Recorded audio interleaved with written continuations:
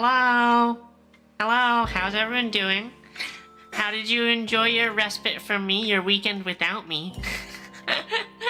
I'm sure you all had a great time without this gal bothering you and yapping and playing video games about stupid things. Perry, I spent so much money. I spent so much money! And I was doomed from the start. I think next time I'll know that everything is just going to cost buttloads and buttloads of money. But we're gonna go over the haul, right? Because I picked up so many cool things. Gojo was right. My original budget that I was saying, oh, last week, maybe I'll just try and spend like, $200. I think I spent $200 on the first day. and the problem was, like, as soon as, if you like set a budget like that, and then you immediately realize you're going to break it, right? Then suddenly budgeting has gone out the window, right? What you really need is you need a realistic budget from the start so that you can actually try and maintain it. Because if you start with a budget and then you're like, wait, I can't do this, everything goes out the window and you're just like, I guess since I'm already over budget, I'll just buy whatever I want. On a scale of 1 to 10, how broke am I? I mean, I'm not broke in that I'm not gonna be struggling to eat, but your girl is financially responsible normally, so I subscribe to the whole idea of like, you should have 6 months of savings, right? Just in case something goes bad and you get laid off, or like everything breaks, your car breaks, your house breaks, there's a big fire, you need a bunch of emergency money. You should have like 6 months of savings saved up. So I have like a fair bit of savings, had a fair bit of savings. Let's just say your girl went from over 6 months to probably like 5, or maybe 4.5. That's an exaggeration, but I spent way too much money, guys. But I'm so excited to talk about it and to talk about what we picked up, because we picked up a bunch of cool stuff, right? We picked up a bunch of cool merch. We got a bunch of autographs. Oh my god, autographs are so expensive. Right? Sounds good, right? Background music's not too loud. Just want to be sure before I end up streaming the whole time and I'm like shouting over music, or you can't hear me, or I'm actually just, maybe the whole time I've been too loud on mic and I've been blowing out everyone's eardrums. RIP headphone users. Hi Ash, how are you? Yeah, I did meet my Oshis.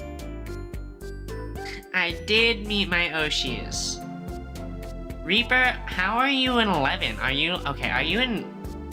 Reaper, I don't remember where you're from. Maybe you never told me, but are you in, like, massive debt? Is it because you're a student in the US? Or you were a student in the US? I'm not eating water and bread for a month. But I'm only eating 1 meal a day for the rest of the month. No, I'm joking.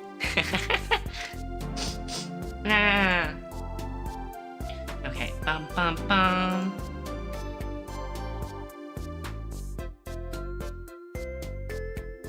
Okay, we can all see, right?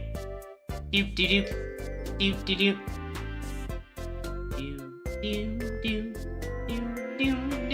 doop. Okay, do I go in chronological order, or do I just blab about whatever? I feel like I should go in chronological order, but I also don't want to be like, this is what happened on day 1, this is what happened on day 2, this is what happened on day 3, and then so next thing we know, I've been just like, we're on like day 1, like the 9th hour, and it's already been 2 hours, and the word's hard. I don't know how the timing is, but anyway. So AX started on the 4th of July, right? I'm a proud United States woman, right? So I live in the US, and it was the holiday, and I had to drive over because I didn't want to spend the night before in a hotel near the venue, because that's just like extra money. I say extra money because when you buy the ticket for AX, like the ticket for the whole weekend for 4 days is like $160 or something like that. And I was like, okay, that seems like pretty reasonable. And then you look at the hotels, right? The hotels around there, I mean, I got my ticket like a month before, so it was pretty late too. But the hotels are like, a lot of them are like, I'd say the baseline's like $200 a night. And I was like, that is so much more than the tickets, right? Even, I found the cheapest one that you could get within walking distance, right? Because I also didn't want to have to, like, worry about driving every day and then parking and all that shit. So, the cheapest one I could find was $160 a night. Which already, that's one night was the cost of my tickets for the whole weekend. So I was like, I don't want to pay for extra nights. So the morning of day one, I was like, okay, I'll drive in, and then I'll check into my hotel, like, as I'm leaving convention, right? Because I wanted to save that one night of hotel money. That $160, I mean, I guess it's like $180 with tax. Because I was like, oh god, that's so much money. Plot twist, the merch was way more than that, but anyway, so I woke up at like frickin' 5 a.m. because I knew that my, like, number one priority for me was to meet Bishoujo Henyu at Henya's meet and greet. And to meet it, you know, just to go to as many Bishoujo things as possible, because I'm a Bishoujo mega fan, and I love them. They're my Oshis, right? And Henya's meet and greet is day one. Day one, and what I remember reading on the Twitter was how you get into the meet and greet is it's free. It's free. You just have to show up at their booth and get in line at 9 a.m. And you just, at 9 a.m. they give out tickets. So, like, I didn't know exactly how it would work. Slirax, walking distance for this was like, I said anything that I could walk in, like, 20 minutes. So reasonably up to a mile. Where I ended up was like 0.7 miles. It was like 5 or 6 blocks worth of walking. Like, okay, so I'll draw the, like, I'll give you a little map, right? So the convention center is like, it's this big ass building with like a hallway, and then you know, like, this is more or less what, like, the convention center looks like, right? I know it's a weird shape, but I want to emphasize, like, there's a lot to it, because there's, like, this is where, like, the main exhibit hall is. A floor below it is, like, Artist Alley, right? And then there was, like, the entertainment hall was, like, over here. And for scale, right? I don't know if you guys have ever, like, been to a professional sports stadium, like, good old sports ball. If you've ever seen Staples Center, I guess nowadays it's called Crypto.com Center. It's like, it's where the Lakers and Clippers play. It's like big enough that, you know, the League of Legends World Champions were there. The World Championship final game was there like a couple years ago. I mean, Taylor Swift performs there. That's Crypto.com Center. It's like this big. And it is that big, and it is like actually there. Okay, this is the actual positioning of the stuff. Right? So we've got the normal convention center, which is like here. We've got Crypto.com Arena, which is here, which nothing happens here. It's just there because that's like in the middle of everything that's going on. And then they also had stuff there's like a hotel here. This is a hotel called the JW Marriott. Fancy ass hotel. And then there's like on the same building, there's like a bowling alley on one level, and on like above it is a theater called the Novo. Okay? And I'm just setting the stage for where we're at, right? Crypto.com Center? Yeah, I mean, Ash, that's like how it works, is like, some company just buys it and they're like, we're naming it after us. I mean, before it was called Staples Center, right? After Staples. You've been to one for an AJR concert. They are not small. Yeah, exactly. And I mean, the scaling here is probably not good. I think it's like slightly bigger. Probably the thing.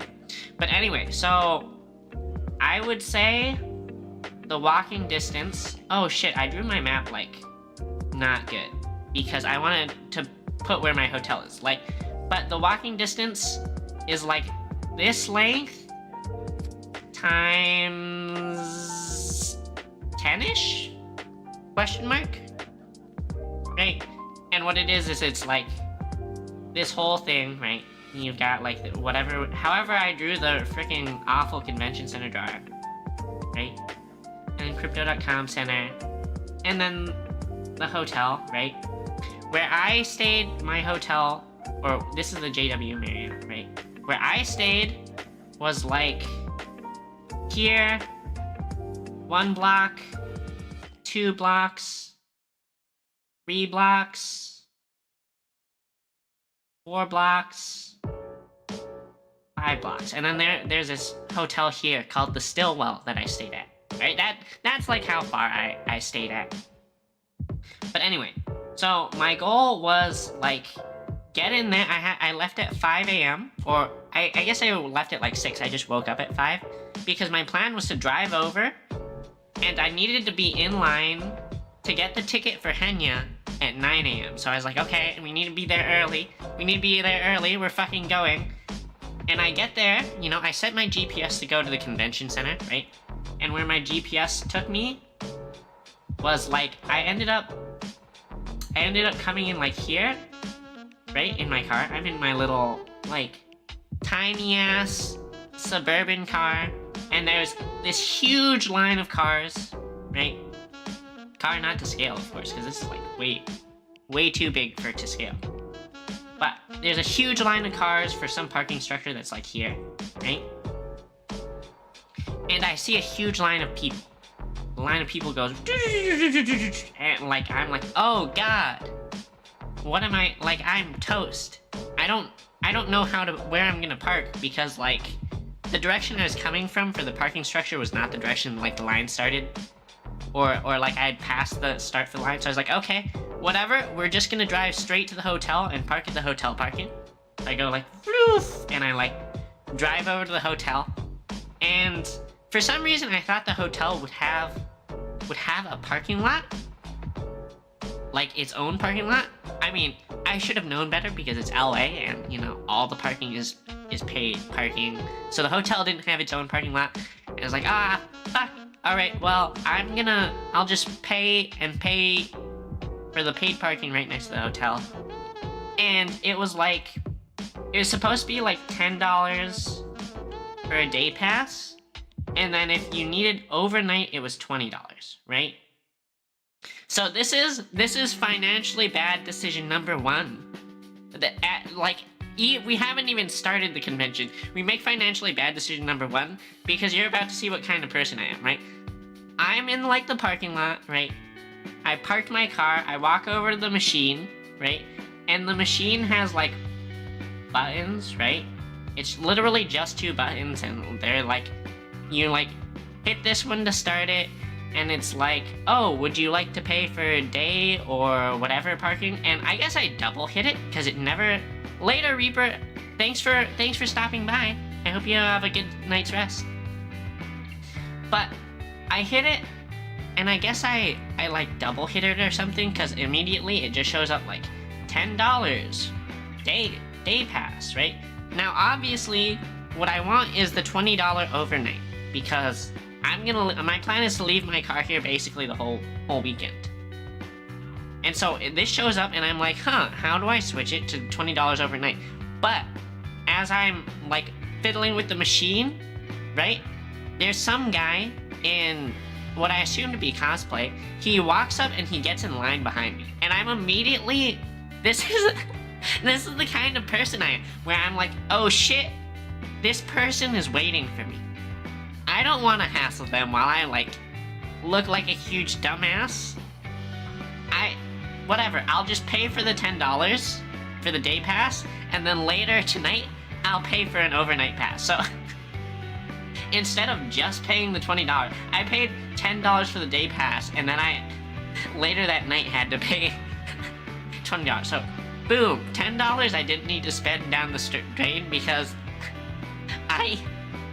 I'm that gal who like is like, people are waiting for me. People are waiting for me. I don't want to hold them up. So boom, already first financially irresponsible decision. It's a tiny bit. In the grand scheme of things, this meant nothing. But we pay, I'm like, okay, whatever. We have to go get in line to get to the Anime Expo convention, right? And so I, make the walk all the way over to convention, right? And of course, the convention line is long, right? And Anime Expo opens at, it opens like at 8. I got there, I was sort of worried about, not getting there early enough, but I got there at 7:30, which I feel like should have been solid. But even at 7:30, I am like walking over here, right? This is my first time really like realizing like where things are, because I hadn't explored this area before. And what I see there's like tents here, right? These tents are for people who are like picking up their badges. I already had my badge because it got mailed to me because I ordered it beforehand. But I already see like the line. And the line is like, how everyone in a line is like, they face the direction that the line is supposed to go, just sort of naturally, right? They're all facing this way, okay? So I'm like, okay, I'll walk the other way and I'll follow it around to the end, okay? Again, I was not super familiar with the area, right? Because I hadn't been around the convention center much before, but I knew this was like really far from where I'd seen the line before. So I was like, oh, we're cooked, we're toast, we're donezo. And my dread only got bigger as I followed the end of the line, because the end of the line was like doop, doop, doop, doop, doop, doop, doop, doop, doop. And I was like, what? Does this thing just go like in a circle? And it curved back, right? So I ended up in line like here, and I also saw like where this line was going this way. And I was like, oh my god, we literally are in a line that looped around the Crypto.com Center and then curls back. I was like, oh shit, it's 7:30, we're fucked. There's no way, there's no way I'm getting in at a reasonable time, right? And my fear only got bigger the whole time, because I'm like, shit, we need to be in line at the VShojo booth like the second it's available at 9, otherwise we're gonna miss our Henya tickets. So I'm sitting there alone because I didn't go with anyone, and I'm like, we're toast. And 8 o'clock rolls around when they're supposed to start letting people in. Line does not move. Guys, the line for 10 minutes did not move. I thought we were fucked. but it eventually moved, right? But the scary thing was, how I said we like loop around, right? Because the whole line goes, right? So what I saw the line move here, right? And as you're like, okay, the line moves, and the propagation of the movement should happen like almost instantly. right? And when I had looped around, I actually didn't see, like, this area, right? So I actually don't know if, like, in this middle part, it, like, zigzags or some shit. I don't know, right? But this part of the line moves, and my part of the line does not move for 10 minutes. So I'm like, oh god, there's something terrifying at work. There's probably some big ass loop here going on that it's just slowly propagating the line movement, and we are super mega fucked. And I was like, ah! Like, I don't even know how that happened. It turned out that that was not the case. It was just like a normal circle line, right? But the fact that this part of the line moved and my part of the line did not move for like 10 more minutes was... I was like, are we even gonna get in before noon? Because I also was like, do we have to go all the way here? But it's like 8:30 at this point, and the line has started to move for me finally. I get to like here, and suddenly the line starts to really pick up, right? So, we somehow managed to get like pretty far in. Like I end up like here after it picks up at like 8:50-ish. But I'm still like, okay, we're toast. We're toast. There's no way we're making it all the way around. But thankfully, there's actually multiple lines. I didn't know because dumbass Breakabell did not research beforehand, like exactly, like it was super bad because Thorax, I totally don't know how to pronounce your name, but you could have been like, what you're saying could have been totally right, and the line I got in could have been for the wrong thing, which would have been terrible. That's why you should always research this stuff beforehand. But what it turned out was there's multiple entrances, and I got into an entrance that like went in here, right? So actually we got in like pretty pristine time, because I think I got in and it was like 8:55, right? And V Shoujo booth, Rax? Okay. Sorry. I will try and not fuck up names, but it's going to happen, because I'm bad. Even when people tell me their names, I'm a terrible name rememberer. But we get in, and we're like here at 8:55. I check Twitter, because I'm like, okay, where's the V Shoujo booth? Hey, Skill Issue, how are you? I hope you're doing well. We're talking about AX. It's already been 25 minutes, and I'm only talking about getting in. But we're gonna slowly work our way through all the cool events that happen at AX. But I'm here, and I check Twitter, because I need to check the V Shoujo Twitter to be like, where's the booth? And the booth is on Entertainment Hall, whatever. I like look at it, and I find out, I like see a big sign, and it's this hall, right? And I'm like, okay, I'm in prime position, but like, how the fuck do I get in? Because there's like swarms of people all here, and I'm like, what is going on, right? Like, is this a line for something? Is this a line for merch, or what is going on, right? Wellington City just makes me think of like beef Wellington or whatever the food is. But anyway, so I'm standing here like with question marks floating over my head of like, what the fuck is going on? The clock hits 9, and immediately this crowd starts moving forwards. Because what it was there's like a bunch of doors, right?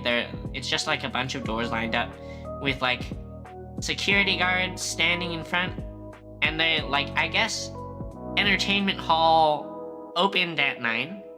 So as soon as that time started, it was just a bunch of different lines to get in that all moved in at the same time.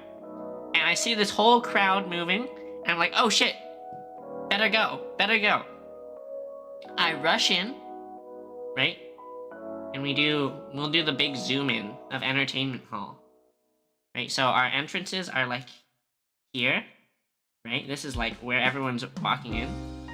And my mind is on the prize. I'm like, okay, we need to find the V Shoujo booth.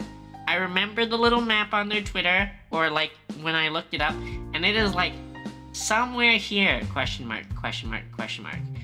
and I immediately go, and I'm like zooming around, like, where the fuck is this? And I see it. It's super cool because they have like, the V Shoujo booth is like, they partnered with V4 Mirai and I guess Senpai Squad, which is like a, has something, is like a car print thing. But their booth is like, it's this whole rectangle, and what it is like, this section, there's like a store, and there's like, you know, lines to get in the store. And then this section is like, it's like a little stage with screens. But what they have is they have like a freaking, they have a car. It's a sports, I think it was like a GTR or something. And it's a sports car, just completely, like, it has like the sticker wrap, and there's all the V Shoujo girls on it. It's got the V4 Mirai girls on it. It was like, I was like, damn, that's cool. Although it's the sort of thing you would like. I would never want to drive that around in public, because that's the sort of stuff where you see people driving their car and it's got like the Hatsune Miku wrap all around it, and you're like, oh, huh, that draws a lot of attention that maybe you don't want. But I thought it was super cool. And there's this line, right? The line for the V Shoujo tickets here is, man, I really need to sort out my colors. It's like, it looks like this. Loop. Right? And there's this one guy, I don't know if you guys saw the picture on Twitter, I guess it was like a security guard or something, but it was this really buff guy. Like, this guy had quads. This guy had like massive quads bigger than my head. Cosplayed as Henya. So I was like, it's this guy, right? With massive legs. You know, and he's cosplayed as Henya. Right? The whole thing. And it was hilarious, because Henya has these like little tiny shorts.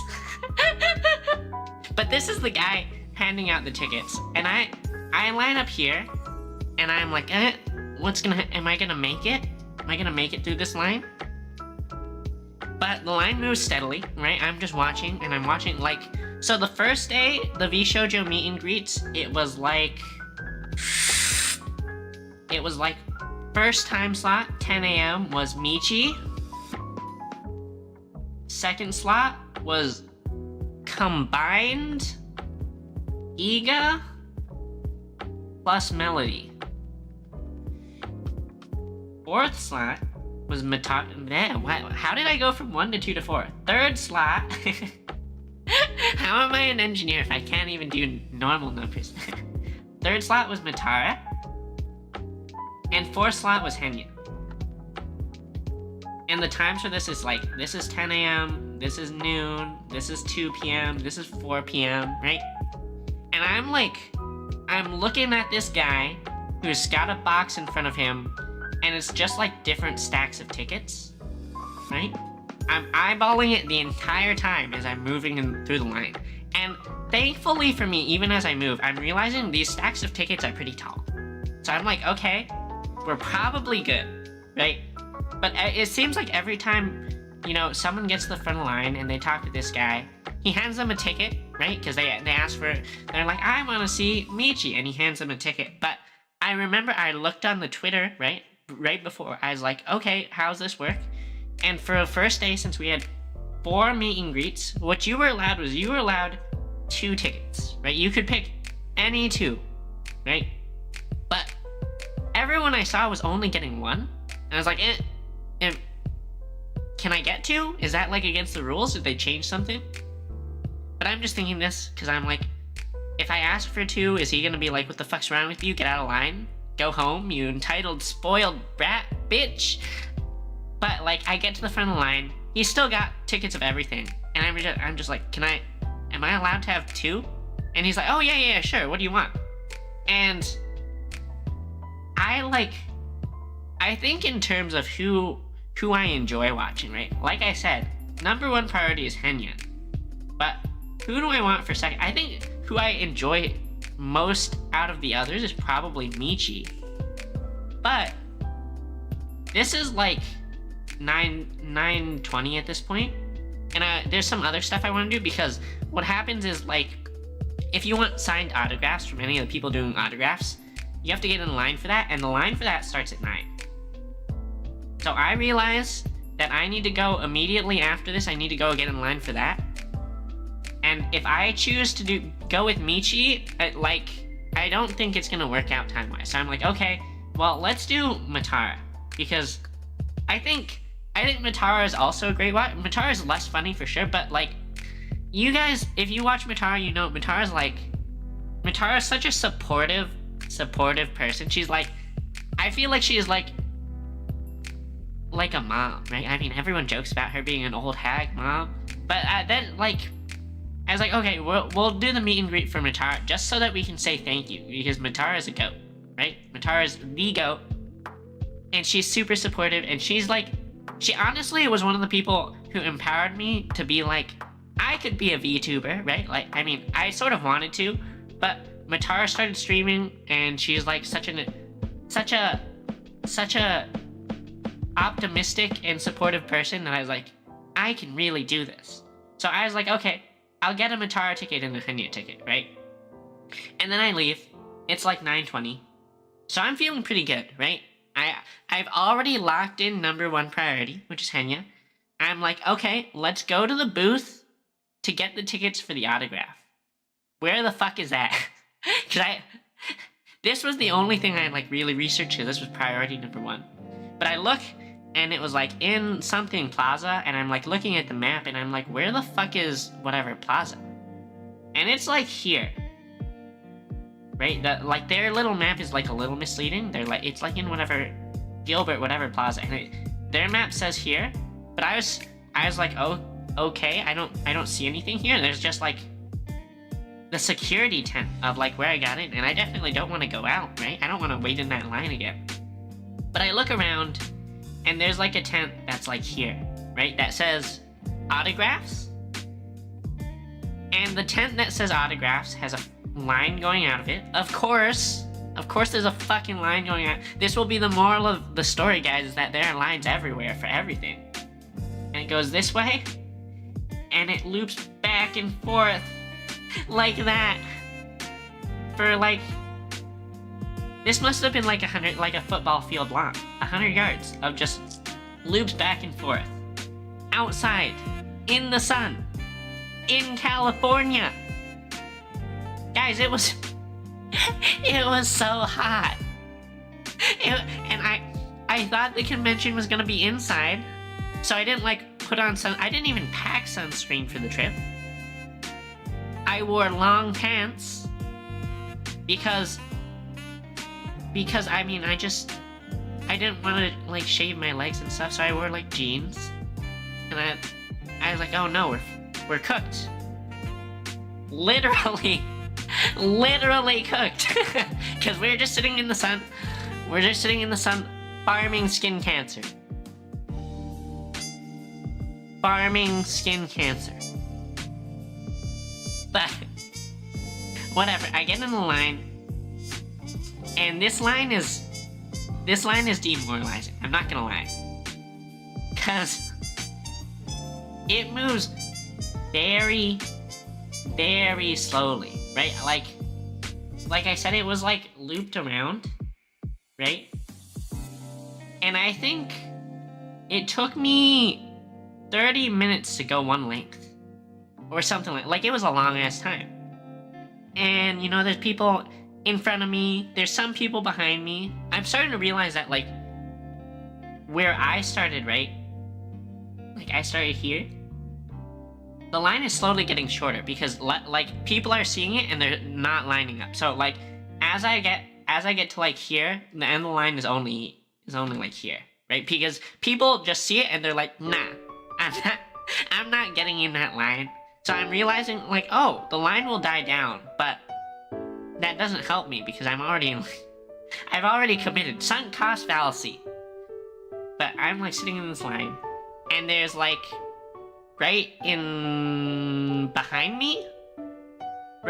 me, there's a cosplayer, right? It's like this cute girl. Wait, I should use blue. It's this cute girl in this cute little Genshin Furina cosplay. And she's just talking with some guy. And I don't know, like, I think they must have went to high school or something and just happened to see each other there, because they're, like, talking about, like... She's talking about, like, how she joined, like, the track team, and she's like, do you know this person? And he's like, yeah, blah, blah, blah. And, like... I started, like, shooting the shit with them, because, you know, we're in line suffering together. And I'm like, oh, this is my first time at Anime Expo. And this guy's like, haha, welcome to LineCon. And I laughed. I laughed when he said, welcome to LineCon. I shouldn't have laughed. It wasn't a joke. Everything at Anime Expo is like you are waiting for everything. I think I spent more than half of my time over the course of the weekend waiting in lines, just on my feet. And by the end, my feet were killing me. But I, like, this one moment where this one guy cracked a joke. He's like, welcome to LineCon, and I fucking laughed. I regret. I should have known. This should have prefaced me for everything that I needed to do for the rest of the weekend. But my optimism was like, nah, it can't be that bad. But anyway, we sit in this line for like an hour and a half. I finally get to the front. I get my tickets for my autographs for the day. And that is like, I get 3 tickets. First is for Lizzie Freeman. Second is for Amelie. Or Monarch if you watch her. Other VTuber. And the third is for... Oh god, I forgot how to spell her name. I think it's... Erin... I think that's how it's spelled. Zach. Okay, and if you don't know who these people are, this is... Chisato from Licorice Recoil. I think it's also... Chizuru from Rent-A-Girlfriend. This is Monarch and, like, all the best girls. Ai Hayasuka, Marin from Dress Up Darling, and this is Blake Belladonna, right? But Lizzie Freeman's slot is at 11 to 3. And if you've been keeping up with the timestamps, like when I get out of this line, it's already like 11:30, right? So I'm like, oh, maybe I should just go get her autograph right now, right? I should just go right now. So I decide to make the trek. I'm like looking at my map, and we were here for our tickets, and all the signatures are in the JW Marriott over here. So you have to like walk all the way. You have to literally walk out of a security checkpoint, and then you're just like on the road, do, and you get here. And this was all fine, right? This is all chill. I get there, you know, of course there's another like security checkpoint badge thing to get in, right? And what it looks like is like the signing area for the autographs is like this big ass, you know, it's a hotel like convention room thing. And what it is you like go through this door, and there's like the security checkpoint where they've got like metal detectors just so that someone doesn't like try and pull some crazy shit and like go stab a voice actor or something. I don't know, right? They're like wanding you down, making sure you don't have like anything in your water bottles. And then there's this like big room here with tables. And this all goes super swimmingly. Like I go in, I spend like 5 minutes going through security. I get here, and there's a line, of course, for Lizzie Freeman. But this line is like 10 people. And it's like, okay, that's pretty cool. I get in line, I get my signature, right, from Chisato and Chizuru. Like, I had bought stuff for a lot of the voice actors because I wasn't sure like how the signatures worked. So I went to Barnes and Noble the day before, and I bought like mangas with the characters I like on their covers. And whoa, okay, it was really big. But this is what I got, and it was super cute, right? Because I got this manga the night before, right? Oh, what color shows up better? Red? Right? This is what I bought at Barnes & Noble's before. Because I couldn't find anything for Licorice Recoil, but I love Rent a Girlfriend too, so she signed that. And she had prints available for Licorice Recoil, and I was like, ooh, I'll get one of those too. So I got this, and it was super cute because I didn't even ask her about a quote or anything. I was just like, hey, I'll get this print and have you sign it too. And she's like, oh yeah, I love these characters. And she just puts this on her own. And I didn't even, like, this wasn't even a quote that stuck in my head before, but as soon as she wrote it down, I was like, oh, it's so cute. It's so cute. Because I don't know if you, wait, which button? This one. If you haven't watched Licorice Recoil, it's some heavily implied Yuri. So I was like, ooh, it's such a cute line. And like I said, it wasn't a line that would like stick with me before, right? It wasn't one that I would be able to pull off the top of my head. But as soon as she wrote it down, I was like, oh my god, I think I remember where that was. It's such an adorable line. This is fantastic, right? So I really appreciate this one, right? This was a great autograph. I'm happy about it, you know? And when she asked about Rent a Girlfriend, I don't know if any of you follow Rent a Girlfriend, it's some degen shit, but I watch it as a guilty pleasure, and she's like, which girlfriend is your favorite? And there was this moment of silence, because I was like, oh, skill issue, it says, love comes in all sorts of shapes and forms, Takina. Takina's the name of the girl she's like. Her character is like, you know, they have their relationship. Her character is Chisato, and Takina's the other girl. And she, like, this is pretty early on in the series where Takina's like a cold-hearted, badass bitch killer. And she's like, sort of teaching her about love. She's like, love comes in all sorts of shapes and forms, Takina. And it's just super cute. But she asked me who my favorite girlfriend was from Rent a Girlfriend. And Lizzie plays the main character girlfriend named Chizuru, but there's a moment of silence where like my brain processed, and I was like, do I tell her, or do I tell her the truth? Because the truth is, best girlfriend is definitely Sumi, and like, I don't know if that's okay to say to someone who plays the other girlfriend, but I ended up saying it. I was like, oh, Sumi's the best. And she's like, oh yeah, that's reasonable. That's reasonable. And she's just sort of like, she just sort of looked down like, yeah, this bitch. But anyway, that was how that went. And that was super, super nice. It was like in, out, 20 minutes, maybe 30.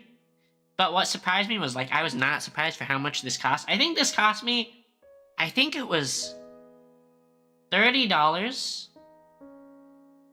$30 to get the manga signed, which already, like, I had never gotten a signature from anyone before, so I didn't really expect it to be that much.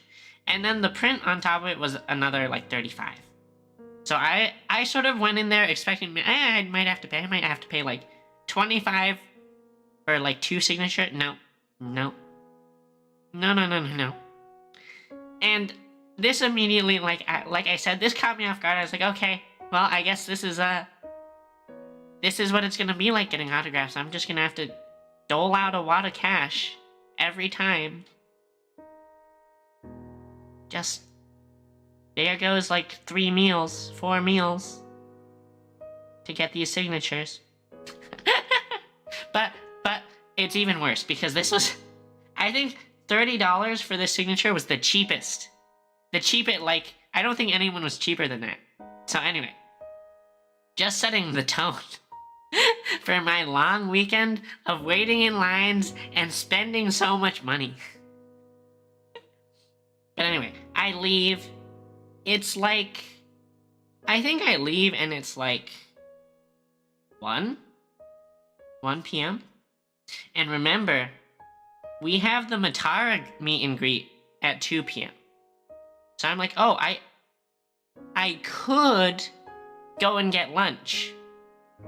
Again, another one of the mistakes I've made in... This was another common theme mistake for the weekend. I don't think I had lunch any day during this convention. And I definitely didn't have breakfast any day this convention. But I was like, okay, well, we'll just go and we'll set up around the VShojo booth. We can see what Giga and Melody are talking about, right? We need to watch their meet and greets, right? We're there. Skill issue, it was never that I didn't want to have lunch. It was always that I was like, oh, well, something that I want to be at is starting in like 45 minutes. It's starting in 45 minutes. I should just, you know, sort of get prepped, right? Because I don't want to be late. I mean, yeah, I'll be honest, when I was in college, I definitely, my standard was 2 meals a day, right? I would eat lunch and dinner. I never ate breakfast in college. But that was a different time for me. And nowadays that I work, I try and eat breakfast too. So it was like, this was like a little bit of a curveball for me. But I was like, okay, it's whatever. It's the first day. We'll just skip lunch day. Remember guys, we fucking left at 5 a.m. So we woke up early. We skipped breakfast. And we've been up on our feet and walking around doing things for like 7 or 8 hours. No food in stomach. And I was like, okay, whatever. We'll get dinner later. It's fine. It's fine. We'll go to our meet and greets. We'll get like our signatures later in the day. We'll have dinner early. But anyway, so I go. I line up. I watch Giga. I watch Matara get set up, and we are rolling, right? The VShojo booth, like I said, is like, they've got their little setup, right? And there's these lines, you know. I line up, and I'm like here. I'm like, okay, this shouldn't be too bad, right? Matara comes on. She's like talking with people. Everyone's saying such great things because, you know, everyone loves Matara. Matara's, you know, Mama Tara. That's how I greeted her. I think she thought I just stuttered, but I definitely meant Mama Tara.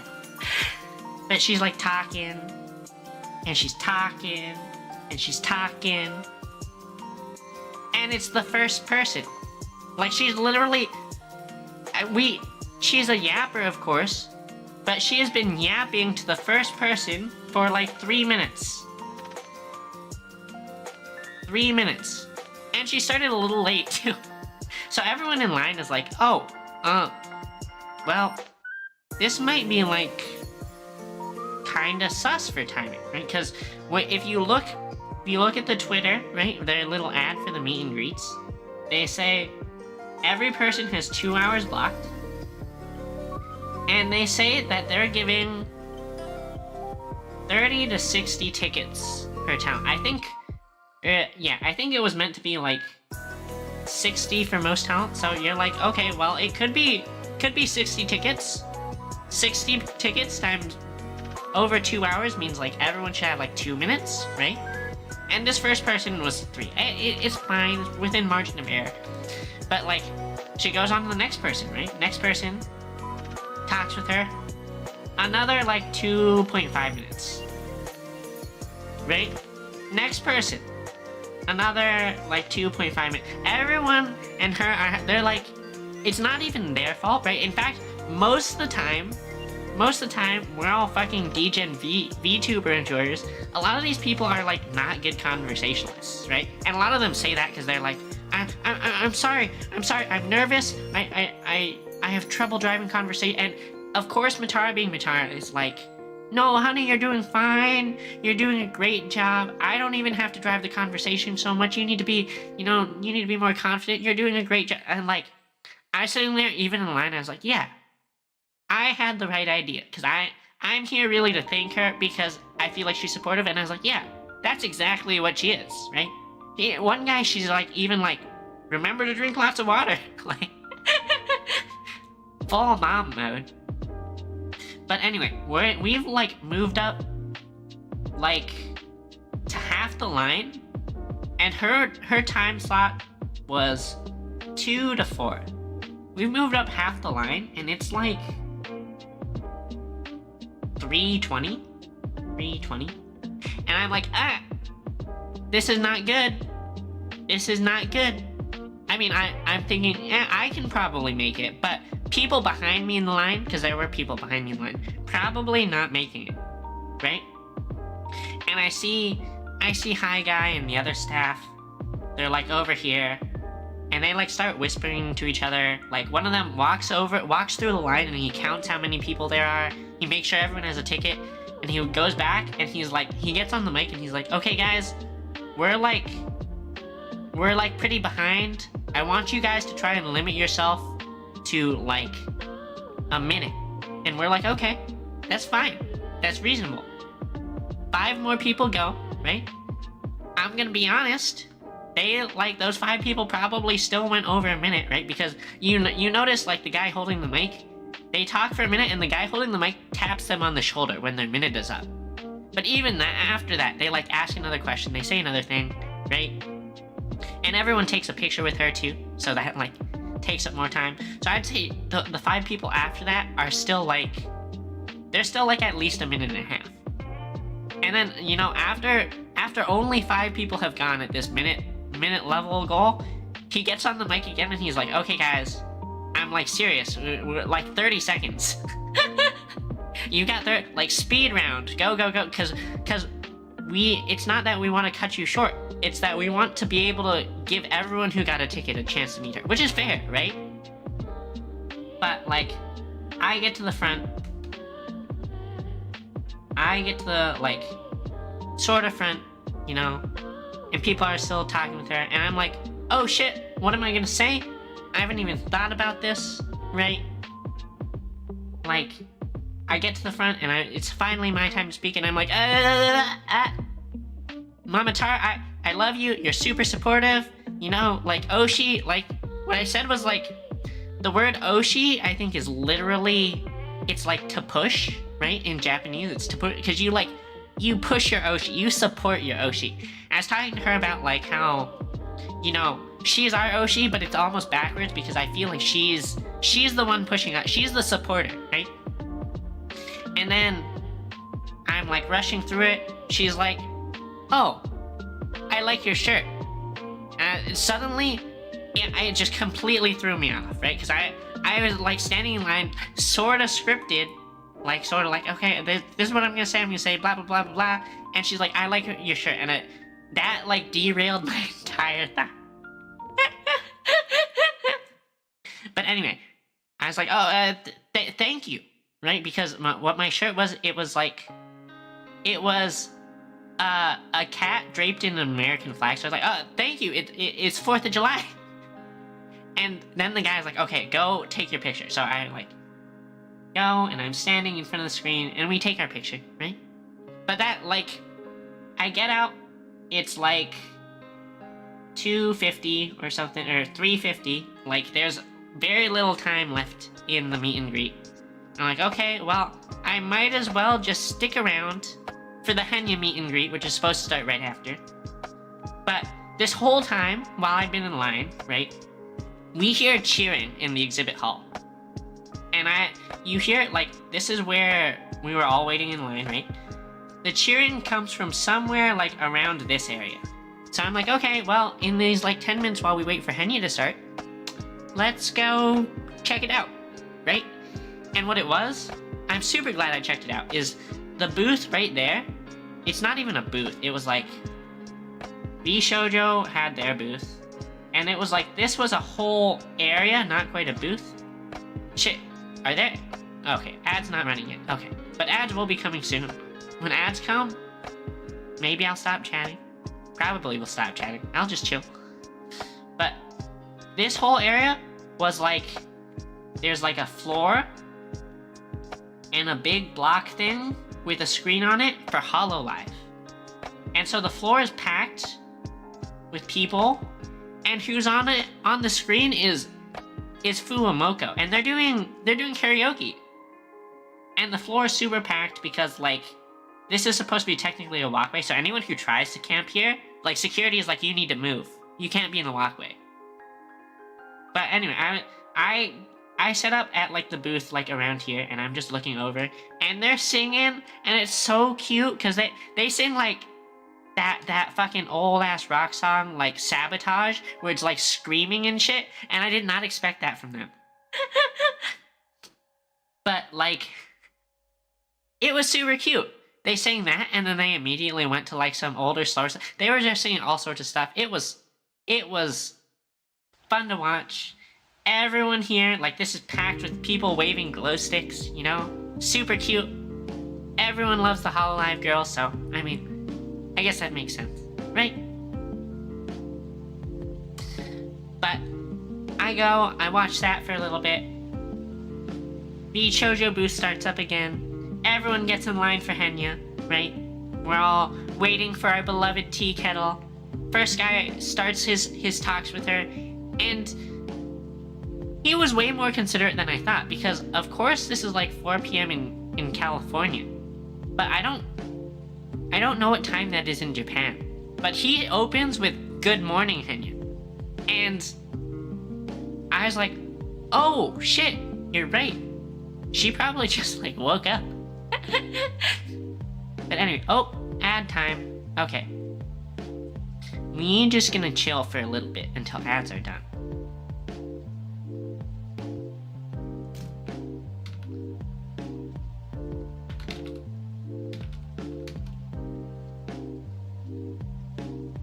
Do. But yeah. We've been yapping really bad, because it's 8 p.m. It's been an hour of streaming and we're not even done with day 1. Did they run out of time for the Matara meet and greet? So what I think happened with the Matara meet and greet is like, they ran over a little bit, right? But by the end, I did see like the very end. Literal. And so like, these, like, I'll say these last 5 people or so, it was like, Hi Guy was literally like, okay, you like actually have 30 seconds.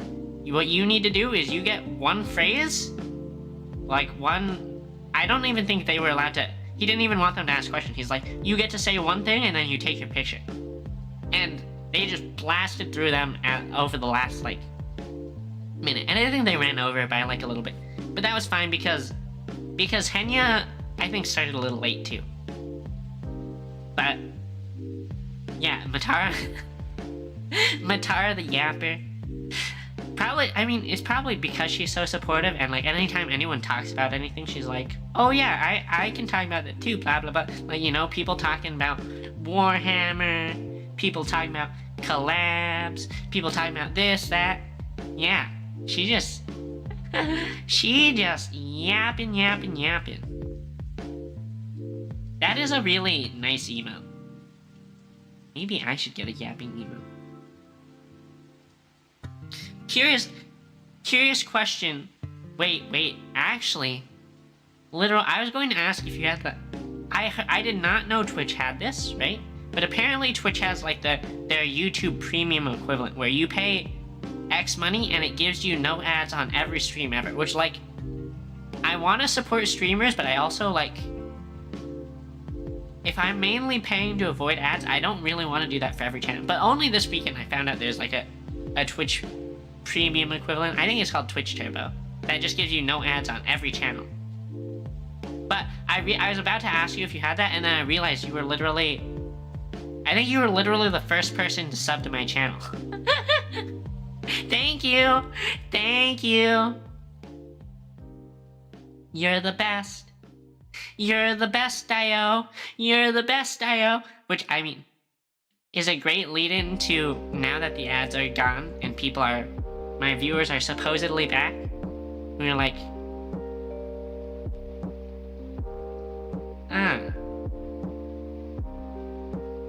Yeah,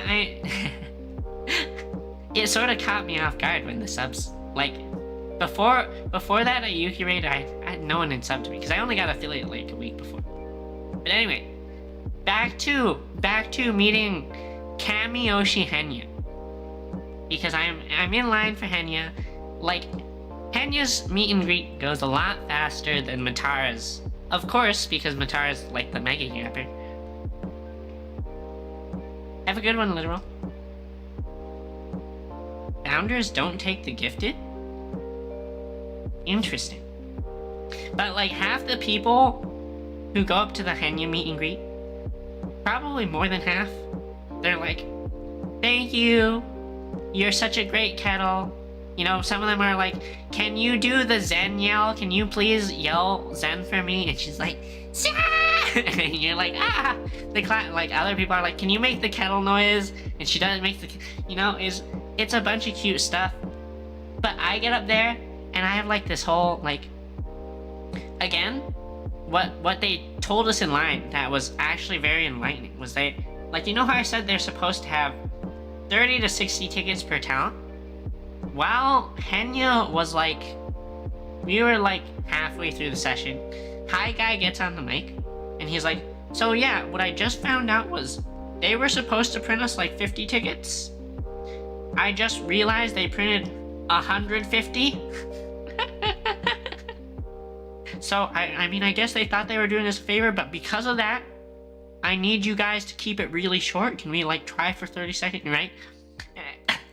And I mean, I was already like sort of in speed mode round, like speed round mode from Matara. So I was like, okay, all right, I know what I'm gonna say. I'm just gonna plaster her with my love. That was literally my plan. I was gonna be like, hi Henya, I love you, Dio. You're my Kamiyoshi. I adore you. Your content brings so much cheer to my life. Blah, blah, blah, blah, blah. And just literally just plaster her with compliments, not ask any questions, and get a picture. And I mean, that's basically what I did. But of course, as soon as I got into the front of the line, and I'm like on the mic, head goes fuzzy. Because talking with your Oshi makes your head go fuzzy. It is. And it was even worse because everyone before me, like, they said supportive stuff, right? They're like, you're a cute, adorable kettle, everyone loves you. I feel, maybe it was just me having that, like, effect where when you do things, you feel like there's a big spotlight on you. My first words, like, to her were like, hi Henya, I love you, Dio. And as the words left my mouth, I felt like I could see everyone in the line and go like, huh? Like I was confessing my love like some high school romance anime, and I think everyone was like, huh? And that's not what I was doing, but that's how I felt. I felt like everyone was dying of cringe, right? So I immediately followed up with like, I adore you, you're my Kamiyoshi, blah blah blah, I love your content. And she's like, Henya, of course, being the god tier VTuber, you know, fan supporter she has, fan supporter that she is, like, of course she supports her fans, does not bat an eye at me saying I love you, Dio, right? Although, like, I'm not sure, maybe she just, like, head empty, didn't process it, or maybe she, like, she was on the same wavelength as me, where we were both like, yeah, she just loves you as an entertainer, right? Maybe she knew, but I felt like everyone in line was like, parasocial. That's great. But Henya does not bat an eye. And she says thank you. And I'm like, you're the best. You're amazing. You make my life so much more cheerful. Let's get a photo. I get a big photo, right? And then I leave. But like, as I'm leaving, I'm like, all those people in line, they all think I'm parasocial. They think I'm parasocial and I'm in love with a 2D VTuber girl. And I'm there like, I can never show my face in public again. So, yeah, that's how that went, right? And this ends, and it's like 5:30, right? Remember, I also have these signature autograph sessions, which are supposed to start at 4. So I'm like, okay, well, we did that. It's time to go get more signatures, right? It shouldn't be too bad. We'll just, you know, walk across the street to the JW Marriott. We'll get in line, and, you know, it'll be in out. We can get our dinner at like 6:30. It'll be fine. It'll be fine. Spoiler alert, it was not fine. Because everything, like, I told you how my experience the first time for Lizzie Freeman was great, because you just, like, you, like, walk through the door, you pass through security, right? There's a line of, like, 10 people, you get your shit and go. It's, like, the whole process, like, 30 minutes, right? What happened this time, oh my god, we're running out of paper. But we're still good for this sheet for this. What happened this time was, you'll notice I drew 2 sections here, right? I do 2 sections with like the tables here and nothing here, okay? This is important because this time I go over and the line for security to start off, right, is out the door around the corner. Another line in the sun. And I'm like, but whatever, the line moves pretty quickly. I think I get through this line in like 30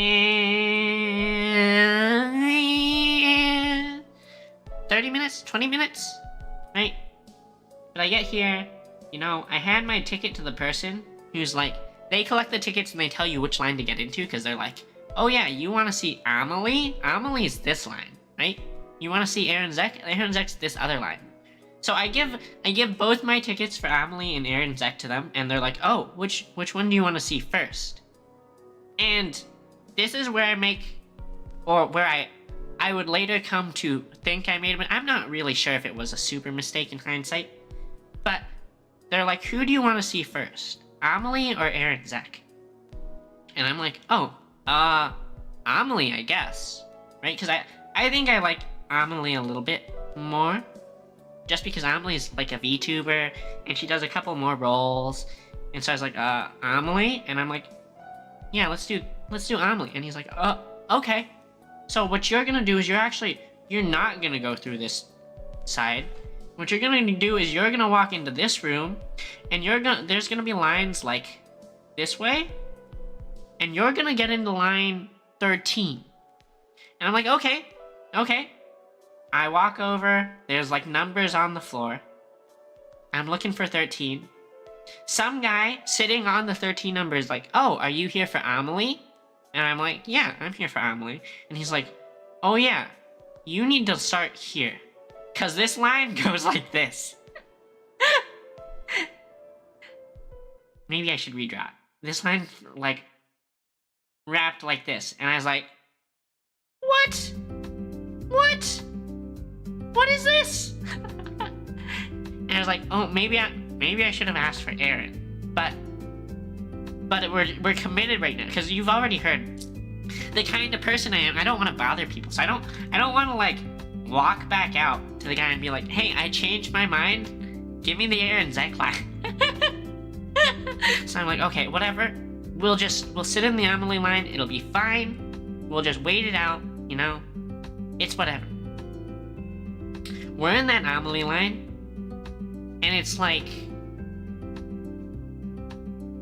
5 people get called from this line to transfer into the room that she's actually in. And then we wait 20 minutes. And then another 5 people. after 20 minutes. She was talking with people at a rate that she only processed like 5 people every 20 minutes, guys. I thought Matara was a yapper.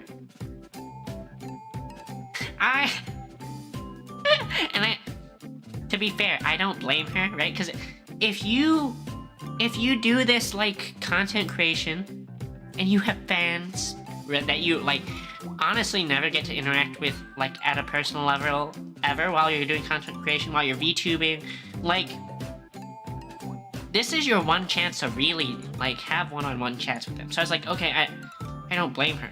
But we sit in this line for like ever.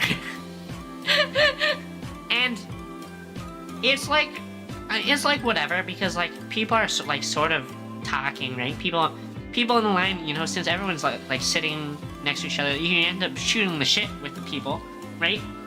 But I low rolled here. I'm not gonna lie, right? So I like this is a line, and I'm here, and behind me, I'm not trying to rag on people with bad social skills, but behind me was one of those people who like they have bad social skills and they like sort of talk a little weird, and it's not wrong, but you know sometimes you just like their conversation isn't engaging in a way that's enjoyable, so you're just sort of like, oh yeah, okay, whatever, you sort of like, you know, but they just keep talking at you, keep trying to engage you, and you're like, oh, okay, which is like, I feel bad saying it, but I was like, okay, but you know, I'll just leave this person off. I would have preferred someone who like, you know, we meshed better. And in front of me was this couple who had better social skills for sure, right? They talked like about, you know, sort of normal stuff, and they made like some jokes here and there, but I still wouldn't say I got on super well with them. But here's the fucking kicker. We're sitting in this line, right? We like it moves so slow that people would rather sit than stand. And it's this couple, and this dude, right? He's holding a bag that like, it's a bag of merch from the Artist Alley. Clear plastic bag, and it has an Ahegao face on it. Which I'm like, okay, whatever, you know, like I've seen, it's whatever, right? You know, I totally understand that people go to the 18 plus section of the Artist Alley, and that's reasonable. Totally reasonable. And I was like, okay, whatever. So they made the trip, they got their stuff, good for them. But we're sitting in there, and he opens a manga, and I was like, okay, he's reading a manga. I glance over, look at the page of what he's reading, and it's a girl who's suspiciously sweaty. Also, I mean, I think my VTube studio is lagging a little, but this girl in the manga is suspiciously sweaty. And I'm like, oh, okay. I glance a panel down, and you know what it is. It is full on hentai. We're talking male body part inside female body part. And I'm like, huh? We're in line, dude. We are sitting in line in a public place, and you are reading hentai. Like, straight up, like, this is what you would see on like a hentai website. And again, I'm not trying to bash people who, you know, enjoy hentai, who enjoy, you know, reading their erotica. That's fine. You can do whatever. I'm not trying to kink shame, but again, we are in public. So I'm sitting there, sandwiched between this person who has terrible social skills and this guy reading straight up hentai in public. You know, like, this isn't even an 18 plus area. There, like, thank God there were no kids near us, but there could have been kids near us, right? There could have been kids. And he's fucking reading hentai. And I'm stuck in this line with this guy for like 2 hours. Over 2 hours. I'm like, fuck my life. This is so awkward. I don't want this. What am I doing? Maybe I should just leave. But I'm not gonna lie, guys. I'm not gonna lie. I knew even then. Skill issue, I don't know if... I don't think he finished reading it. I'm going to interpret that you're talking about reading it. Not something else, which is also like... Do people just read that for fun? For the plot?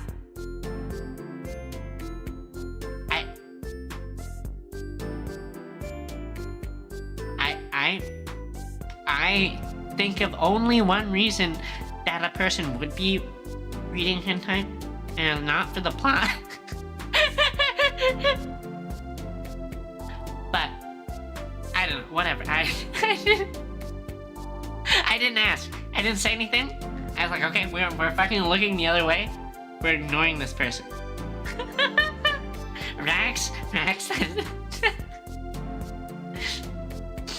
But finally, we get out of this holding cell room, and we get into the room that actually has Amelie in it.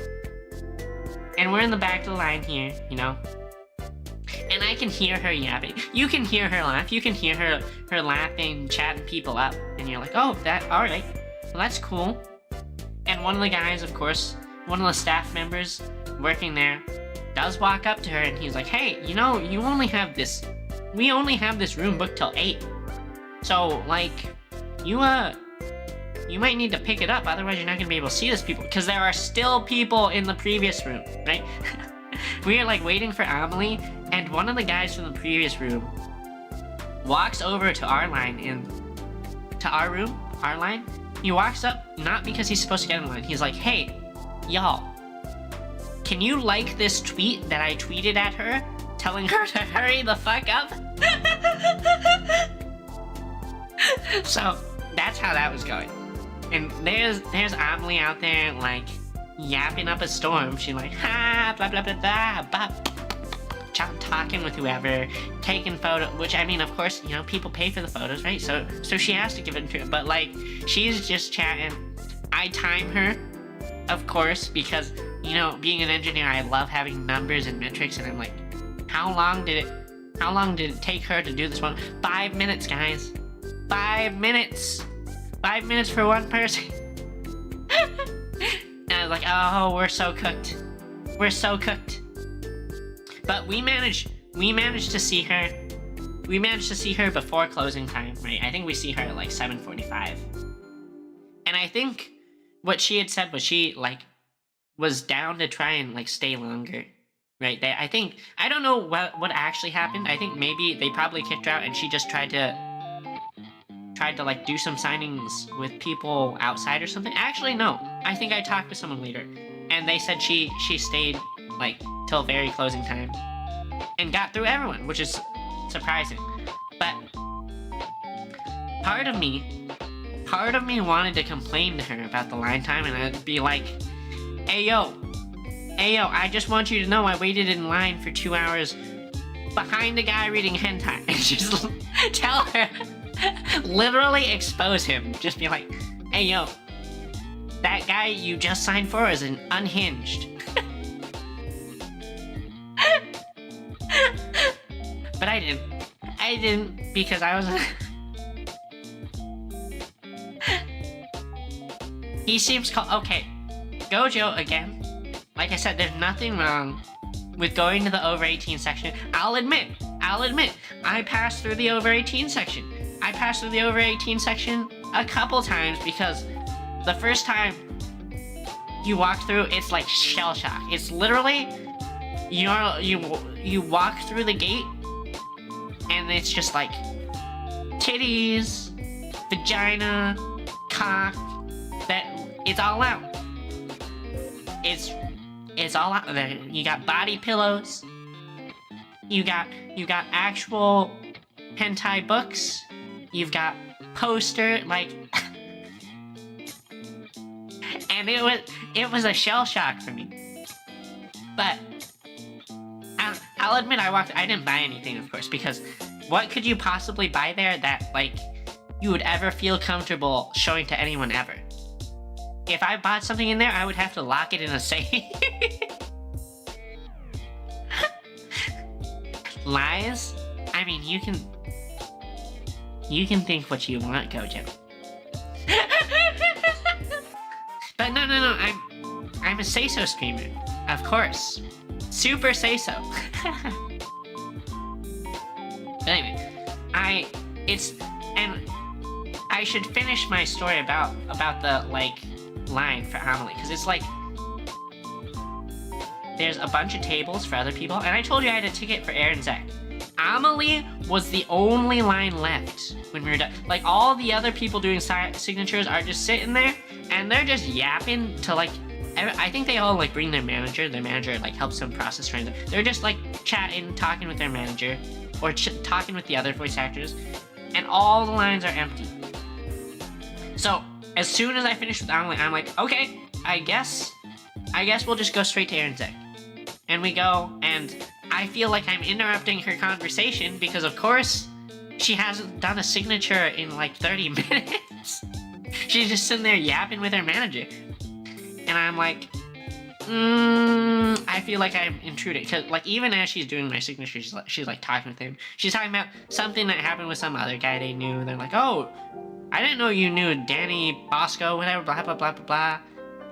You know, and I'm like, oh, okay, I this is what I want. This is the signature I want. Here, thank you, goodbye. You know, I'm third wheeling this conversation, right?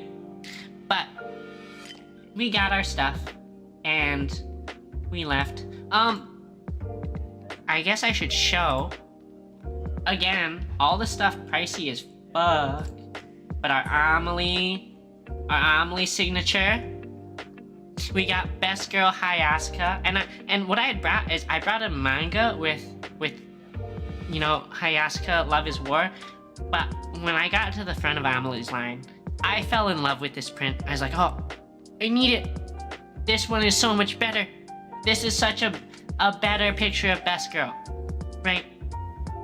So that's what I got from Amelie, you know.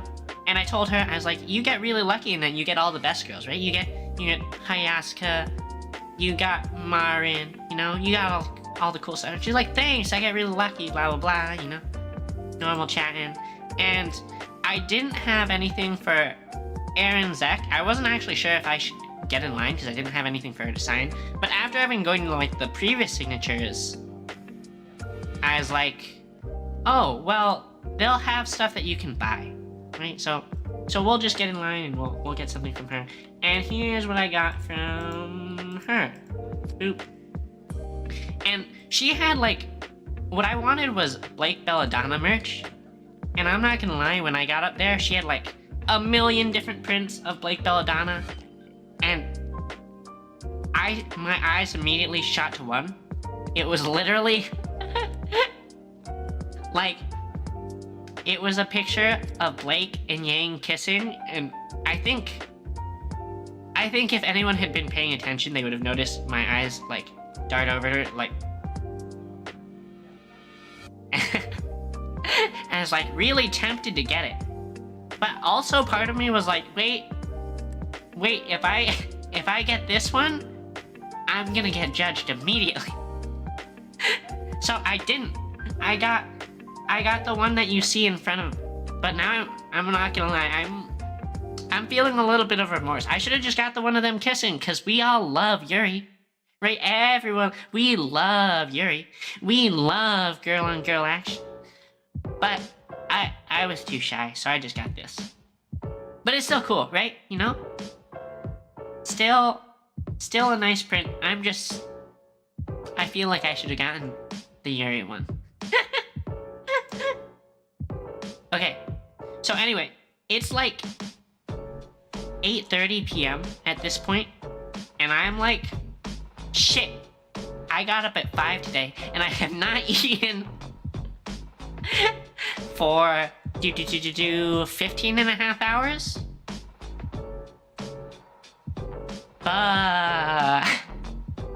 I'd better get some food. But I also came to the con super ill prepared because now I'm like holding this shit, right?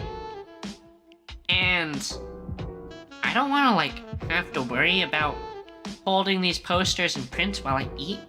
So I decide, okay, well, we'll just fucking walk back to the hotel.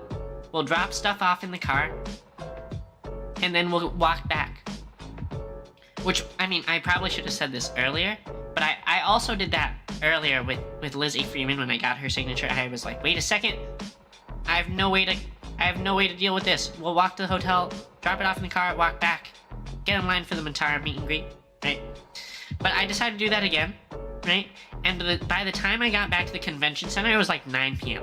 And I was like, oh, I've spent the whole day doing like 5 things.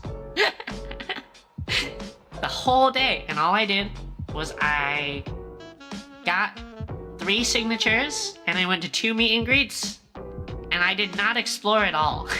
Besides seeing the Hololive booth, right? Where we just happened to see, you know, Fuamoko doing karaoke. But I was like, fuck! I still haven't seen most of this convention, you know? When people talk about this convention, they're normally thinking of, like, this area. I haven't even walked into this area. It is a skill issue, Gojo, and I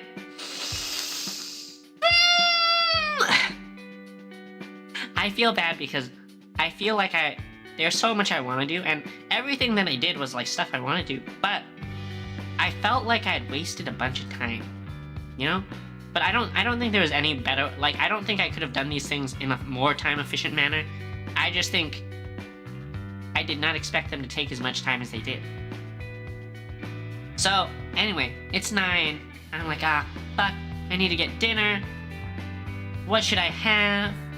I remembered, like, while I was waiting in line for the signature tickets, there was a bunch of tents selling, like, Japanese food, so I was like, okay, well, I'll get that, you know, it's fitting. I don't get to have that a lot where I normally live. So I go, I get takoyaki. This takoyaki thing is tiny. Like, I don't know if you guys have had takoyaki. Takoyaki's like, it's like a little ball of batter, right? I think people describe it as like pancake batter with like octopus inside, right? And normally when I used to live in places that had more Japanese food, if I order a batch of takoyaki, it's at least 8, if not 10, right? Normally 8, I think sometimes 10. I go up to this tent and I order takoyaki. It cost me, like, before taxes, it cost me $22, and I get 6. Not... Sorry, I've been big head blocking the screen the whole time. So after tax, of course, this is like $25. And I've gotten basically an appetizer worth of food. Rax, I mean, I agree in that I understand that food at like cons or like food at Disney, like, it's definitely a ripoff, right? But in my mind, I'm like, well, this is part of the experience, you know? And I can't have takoyaki normally where I'm from, so I'll just get it. So I fucking pay $25 for a fucking appetizer. And it's not that bad because I actually don't need to eat that much. I'm not too big, right? But I'm still like, oh, well, I could go for some dessert, you know? So I go to the place next door, right, in the next tent, and they're selling, like, crepes with, like, strawberry and banana and ice cream and chocolate. So I get one of those. It's probably about the same amount of food as the takoyaki. And that cost me another $25. Fuck me. $50 in the meal right there. And afterwards, I'm like, okay, like, is there anything else going on at the con? I decide to walk around. I was really not sure how timing worked at the con for, like, these things. So I'm, like, walking. I see, entertainment halls closed, right? God, these drawings are... Every time I draw, guys, it somehow just sends into madness. Maybe that's because I'm fucking crazy. I'm fucking unhinged. But I feel like every time I do diagrams, they just end up crazy. But I'm seeing, like, everything's closed. I look in this little, like, they have, like, a 21 plus, like, bar dance stage place. I look there, you know. There's some people enjoying a DJ. There's some people enjoying drinks. I don't drink, so I'm like, And I just decide to go home, right? Because, you know, I need to check in with the hotel, right? I've been up since 5, you know, it's like 10:30 at this point. You know, it'll take me 15 minutes to walk to the hotel. Like, we'll just call it a night. Do our gacha game daily. Because I have such a bad addiction that I'm like, after the cons, I'm like, wait, I need to do my daily. Morning, Glams. How are you? I'm here yapping about my time at Anime Expo. But anyway, I told you guys that I chose the cheapest hotel within walking distance. It was cheaper than the others by like 20%. And so I sort of expected it to be not good, right? Or not fantastic. But guys, it was kind of a shithole.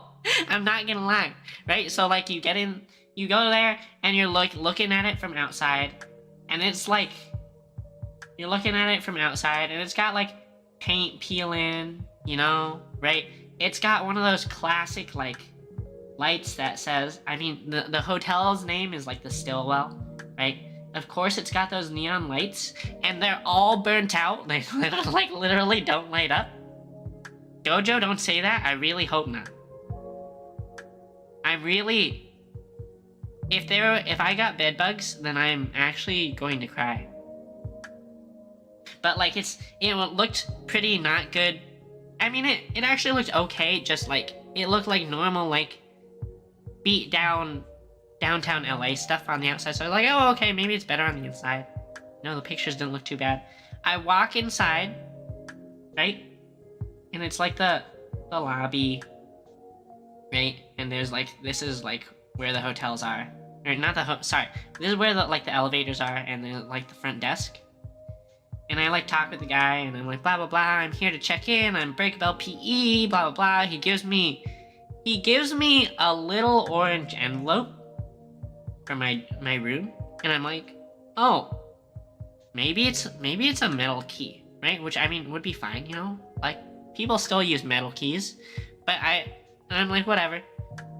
And I go to the elevator, and I realize this elevator door is like smaller than a normal door. It is a one-person sized door. I'm like, okay, I mean, I get it's just old, I guess, you know? Elevator comes down, I step in, and this elevator fits like 4 people. And I'm like, shit. It's gonna be, this hotel's already not looking great. Like, there's nothing wrong with, like, these tiny elevators, but I'm like, oh god, this place is so fucking old. And I look, and you know how, like, when you're in the elevator, right, you've got, like,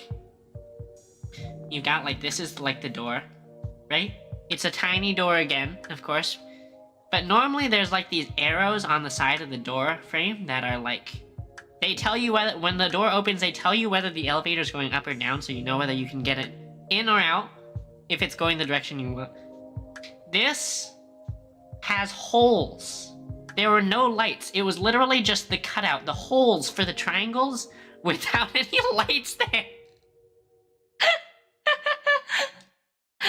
Just like, I think I looked through and I think I could see, like, not completely exposed, but they were like wires, right? You're like, oh shit.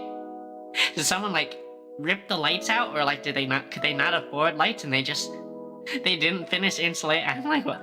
Fuck. Am I gonna die in this thing? I take my elevator up to my room, you know? I open the door to my room, and it's like, I mean, it's sort of what I expected, and then it's just like, it's literally just a room, right? It's bed. They have like a tiny closet here, and I think there's bathroom. Wait, no, I mean, I guess technically the bathroom was like this, right?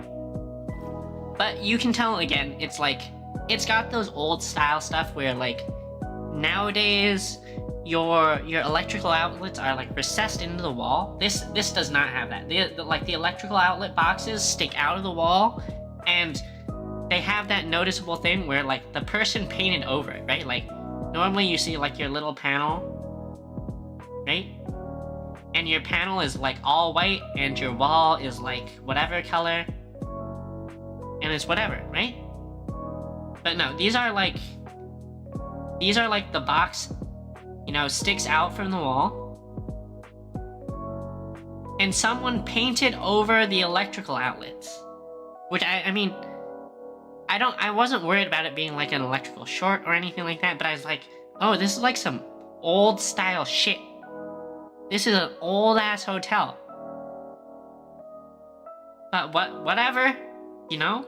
There's like, I think there's like only one outlet here and one outlet here in the whole room, and I'm like, whatever, it does the job. I mean, there's one close enough that I can charge my phone so that like it doesn't fail the check. But I'm like, this is not great, but whatever. I go into the bathroom, you know, because it's been fucking hot. It's LA. It's like, I think it was like 90s, you know, we were cooking in the sun outdoors, right? And so we were a sweaty, stinky VTuber, right? Stinky, like Matara called it. Like, she was always making jokes during her meet and greet, like, thanks for coming to the Stinky Convention to meet me. I'm glad you're putting up, you know? Yeah, so luckily, Gojo, there was AC. It was one of those, like, again, it's like the old style where, like, you've got your window, and your AC unit sticks out the window, right? Like that old style. But I mean, that didn't feel too bad to me. That was just like, whatever. Right? But here's where I notice, like, probably the shittiest thing about this hotel, right? So we go in the bathroom, and we've got, like, the shower. Like, it's one of those normal shower tub things, right? And here's the thing. When you normally are in your shower tub, right? You've got, like, this is the tub, right? This is, like, the wall. And there's, like, the curtain, right? First of all, Belle, Breakable PE, is actually pretty not short like other VTubers, so Belle is 5'7". I can't remember what that is in centimeters, but it's like a relatively average height. The head for the shower is like neck level for me. So like if I want to wash my hair, I have to duck. I have to duck to wash my hair. Which, I mean, again, is like, whatever, I'll deal with it. That's not the worst part. Every time, later Glans, later, I hope you have a good one. Every time that I've ever been in a shower, when you turn on the shower, right, what happens is the curtain, like, I don't know, I think some friend of mine said there was some physics behind it where, like, the hot water of the shower creates, like, some sort of vacuum, and, like, the curtain, like, sticks to the tub, right? The curtain sticks to the bottom of the tub, and you're like, fine. I turn on the shower, and first of all, I feel like it was blasting with incredible, like, I felt like I was being sandblasted when I stood in front of the shower. Right? And this is the fucking crazy part. As soon as I turn it on, this curtain, which normally sticks to the bottom, sticks to the tub, immediately goes whoosh, whoosh, whoosh. It's like flapping. Like the curtain is flapping around. And I've never seen this phenomenon before in my life. I've never seen a shower curtain that just whoosh, starts flapping when you turn the shower on. It's like, For a record, you know, I do that thing where you like turn on the shower and you stand outside. You stand outside the shower while you wait for it to heat up because it starts off cold and you don't want to be like immediately attacked by cold water. And I was standing, you know, here, right? And I could feel the mist of the shower sand blaster blasting water, and I immediately recognized that there was issues with it, like blasting water going everywhere. So I specifically turned it away, right? I turned it as down as I could, right?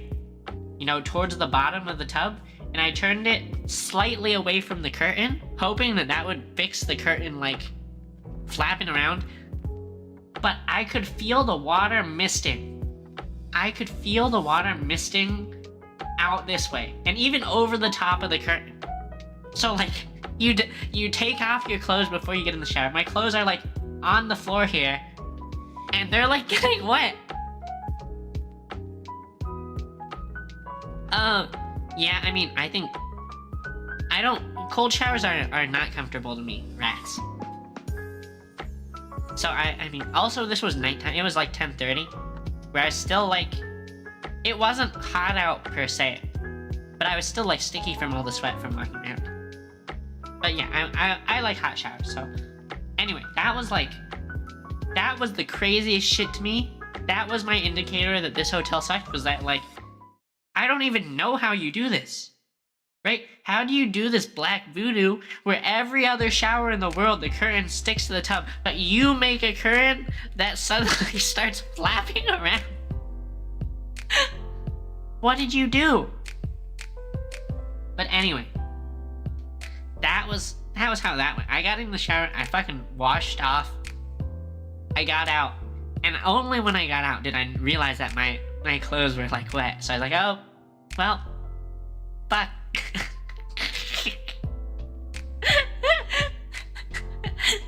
So, yeah, and then I laid in bed. I did my gacha game dailies because I'm a gacha addict, and I went to bed because my plan was to be up early the next morning so I could get, you know, further along in line to get into the convention, you know, earlier, so I wouldn't have to wait. We'll just say that did not happen. That did not happen. I woke up at, I think I woke up on time. I think I woke up at like 7. But Sleepy Bell was like, we'll sleep in a little more till 8. It'll be fine. Close your eyes. Abracadabra, 9 a.m.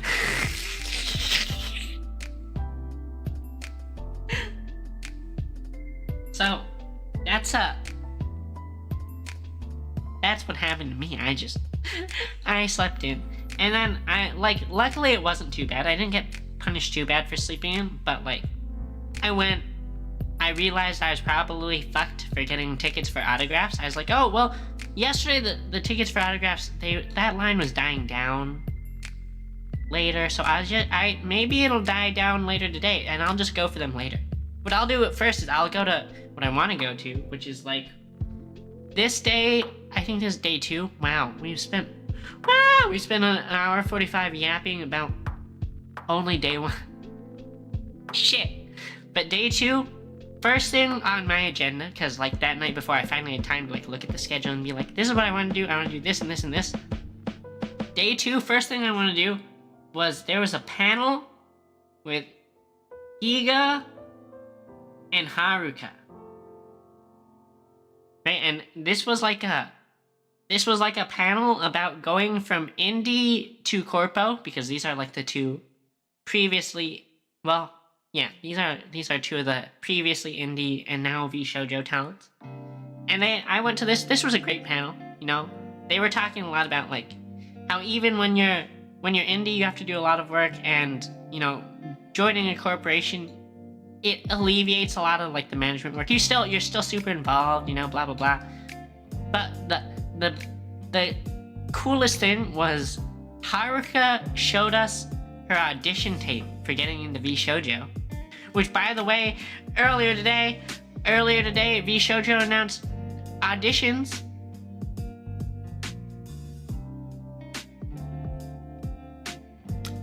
I mean, you probably... There's no way I'm getting into VShojo, but... VShojo auditions. I'd love to be part of VShojo. Anyway, she showed us her audition tape, and it was really good. It was really good, and I'm glad I got to see it. But it was... I had a good time at this panel. You know? There's some other stuff I want to do that day, and I'll be honest, a lot of the other stuff I took L's on, right? Like, this I think was the day where, I don't know if you guys saw, maybe you didn't see, maybe you didn't know, there was supposed to be another panel with Sea-Dog and Iron Mouse. My drawing skill's so bad. And I wanted to go to this too, right? If you remember, I drew the map and it's like the convention center, you know? Right?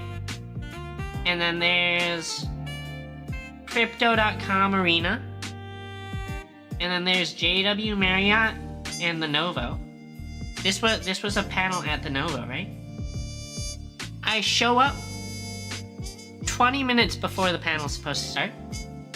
I'm like here. I see the escalator to go up because I know this is where you get in because this is also where the Giga Haruka panel was. And the lady's there and she's like, "Hi, are you here for the Iron Mouse panel with Sea-Dog?" And I'm like, "Yeah, it's here, right?" And she's like, "Oh, you need to get in line, the line you saw around the corner." And I was like, "What? What, like?" I was coming from this direction. I was coming from the JW Marriott. I was like, "What line? I did not see a line around the corner. What are you talking about?" And she's like, "Oh yeah, just it goes around the block." And I was like, "Huh? Around the block?" And I look, there is a line, like I see the front of the line is here. And I'm like, "Oh, okay, I mean, where does it go?" And I remember as I was walking over earlier in the day, I remember there's like, this is like a whole big block. I remember there was a line going this way. And I was like, no, this can't be that line. It was, guys. It was a line that literally, for Sea-Dog and Iron Mouse, was like...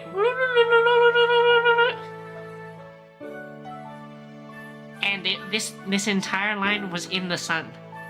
Of course, because AX just wants all the AX people to bake. And to literally get skin cancer. So, I traced the line all the way back. And I remember how big the Novo is. The Novo's not that big, guys. The Novo is not that big.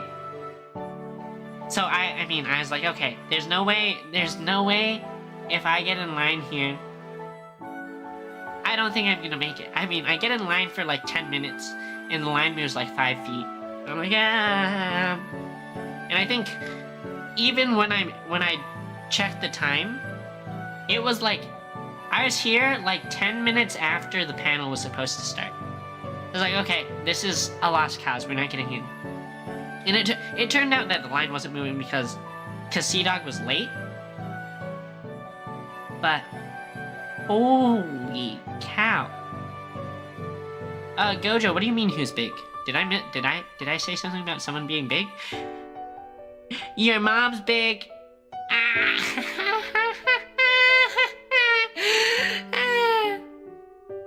Your mom's huge. But yeah, I mean, that was I was not gonna sit in that line in the sun for 10 years. Right? You're not gonna sit there for 10 years waiting for Mouse and Connor.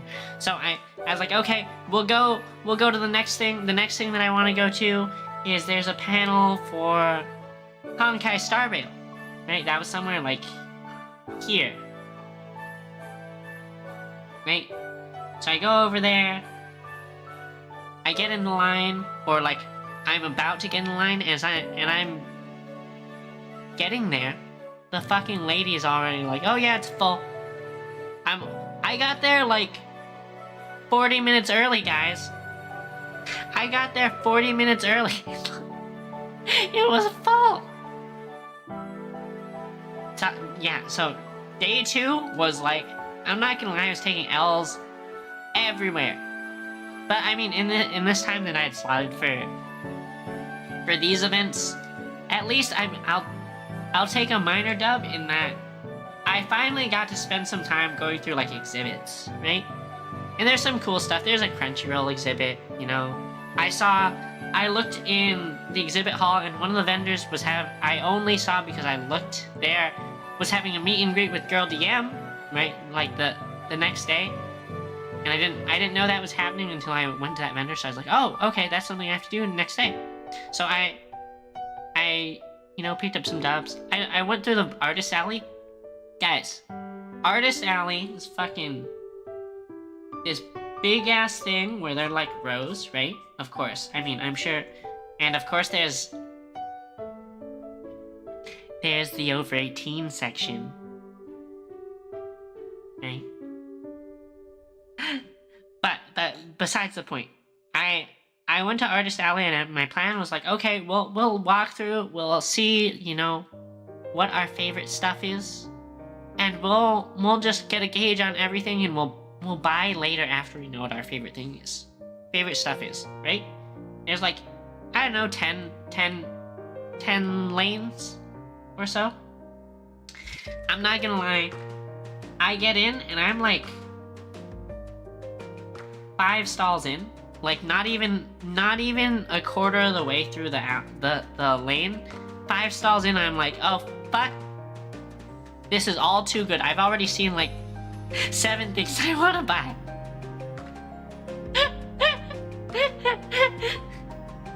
So that immediately put me in like, oh, we're toast mode. Don't buy anything. Don't buy anything. Otherwise you're gonna buy everything. So I went and I had a look through, and then afterwards I went to get some of my autographs for the day, because of course this day I had also, you know, planned to get autographs. And I swung by the ticket booth for autographs around, I don't know, noon or something, and there's no one there, so I felt good. I felt good because, you know, my idea had worked to wait for the line to die down and then get tickets. I got tickets, and I was like, since there's no one here, and, you know, I still managed to get tickets. They didn't run out of tickets. It's probably not that bad for signatures today, guys. It's probably not that bad. I'll probably be able to go to the autograph booth and, you know, just swing by, and hopefully it won't be like that Amelie situation where I sat behind a hentai enjoyer for 2 hours. Alright, Gojo. Have a good one. Sorry for wasting all your time yapping about fuck all. But I hope you have a good night, and I hope your Wednesday isn't too awful. Right? But I went to the autograph session. It was fucking awful again. Awful again. I think I waited 2 hours again.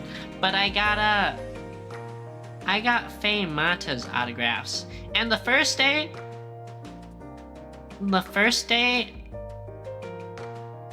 what happened was, like, Amelie asked me, she's like, do you want your name on this? And Dum Dum Bell was like, if I get my name on it, then I can't show it on stream.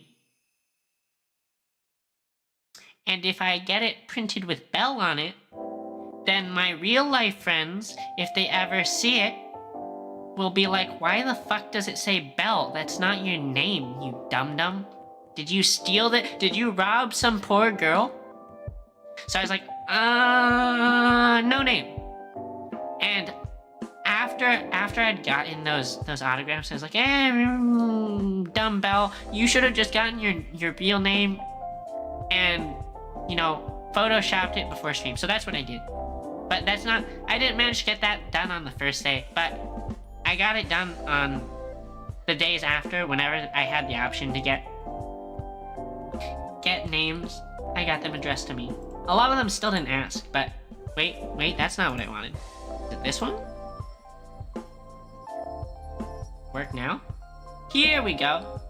This was Faye Mata, who like, she has a really distinct, like, high-pitched voice, and she's so, all her characters are so ditzy. Wait, you imagine me with a super deep voice? Veranius, is my voice super deep? It's not a super high cutesy anime girl voice that's super unreal. I mean, there's plenty of streamers with normal. Well, fuck you, Dio. Fuck you. My voice is... I hope my voice isn't, like, too bad. But it's definitely not like Faye's, right? Because I don't... If you guys have seen Konosuba with the English dub, it's Aqua. Aqua's Faye Mata. And the biggest thing was, like, I thought for that super high ditzy voice, she was, like, doing voice actor things and, like, pitching up, you know? Like, really, really big pitching up. And no, I was waiting in line for Faye Mata, and I was hearing her yap to all the people who were, like, in line before me, because she would talk about them, right? Talk about stuff with them, you know? Who's your favorite character, blah, blah. And she sounds exactly like this. And what was even better was, you know how I talked about all her characters are mega ditzy? Her personality is just like that in real life, too. Which I'm not gonna say she's dumb, but it's like, you know, she's got that, like, aloof, like, carefree, just having fun. So I was really happy to see that. And, you know, when I went up and I got my autographs from her, I was like, it's so cool that you're, like, so like your characters. And she's like, yeah, I mean, but this isn't how I normally am. When I'm at home, I'm like a little bit of a hikomori. Oop. Ads. Rest in peace, Twitch viewers who aren't subbed. Rest in peace, not subs. But she's talking to me about how, like, she's not always like that. And I was like, oh, I mean, well, it's still cool to see, like, you know. I love her characters. I love how ditzy and carefree they are. And it's really nice to say that, like, I mean, of course it is acting, but it's not like, she clearly must not hate those roles, you know, if they're so alike her personality anyway. But yeah. Twitch viewers getting ads, so we just gonna chill for a bit. How you doing, Veranius? Your friend was at Anime Expo? Did he or she enjoy it? Did they have a good time? I had a good time, except I was in lines for like 40 to 60% of my time spent in lines, and I spent $1 million.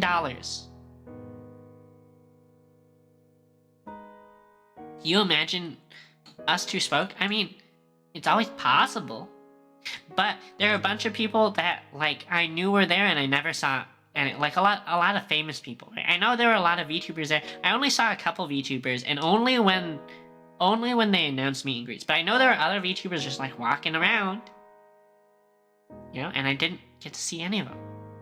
He went to the HoloLive baseball? Okay, so I mean, I heard, first of all, I didn't feel super enticed to go because I'm not a HoloLive mega fan.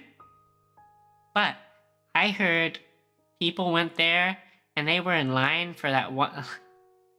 I heard people were in line for like 7 hours and they didn't get merch because they sold out. People literally went to that game, did not watch a single second of baseball, and they didn't even get merch. So, rip. Yeah, I mean, I did hear about that. I heard, like, you could immediately see stuff on eBay. Did he enjoy his time at Anime Expo? Like, what did he do? Did he meet anyone cool? Did he meet any VTubers? Maybe he met me and he just didn't know it. He probably would have known it. I mean, I'm 2D, obviously. I'm 2D in real life. You probably would have seen like a 2D person and been like, why is this person 2D? Physics is breaking.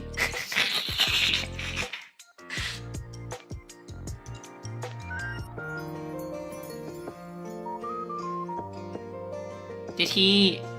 I assume he went for like the full 4 days. It seemed like most people went for the full 4 days.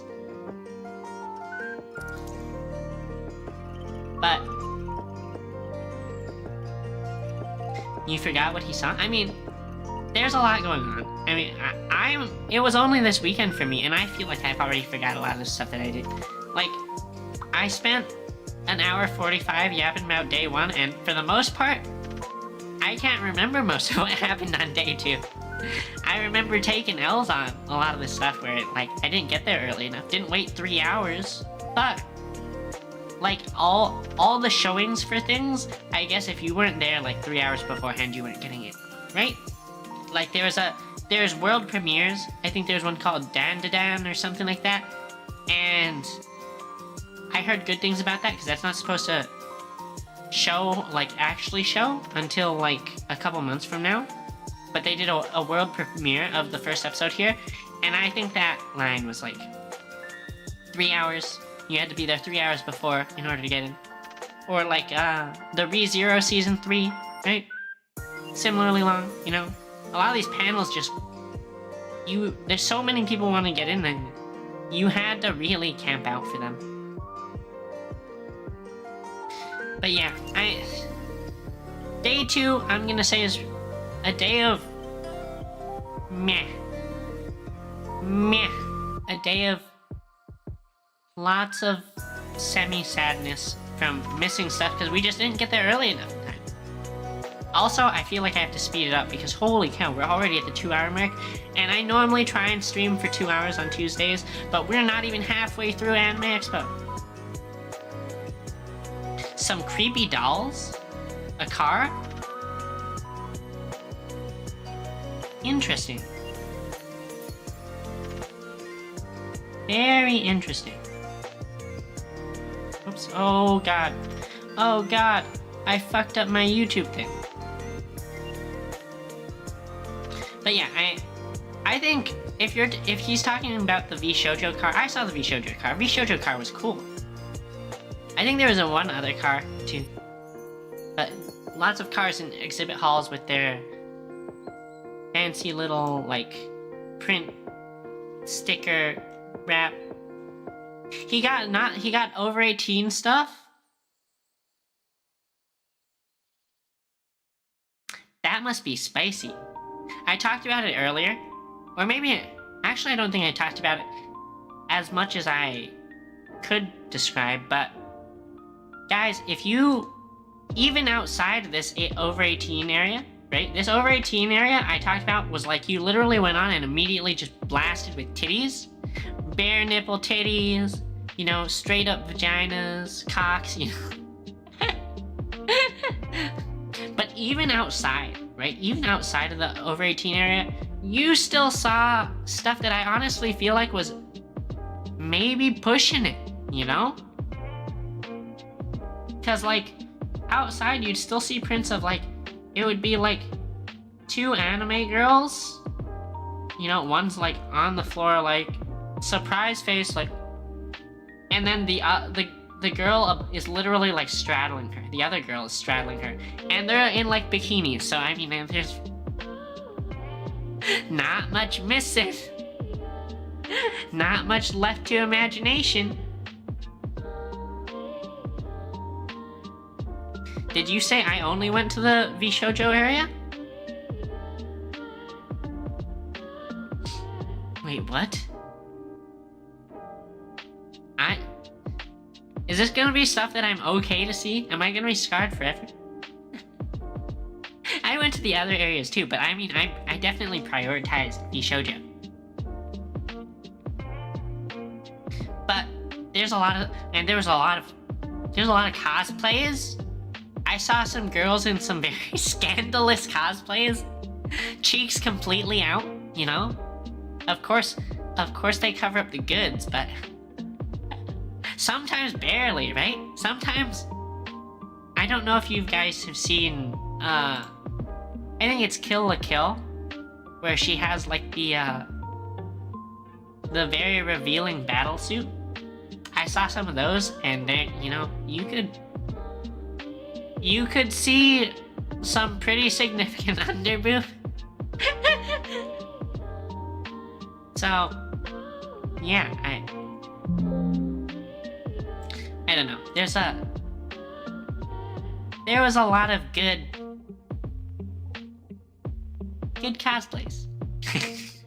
There's also, I mean, a lot of not lewd cosplays too.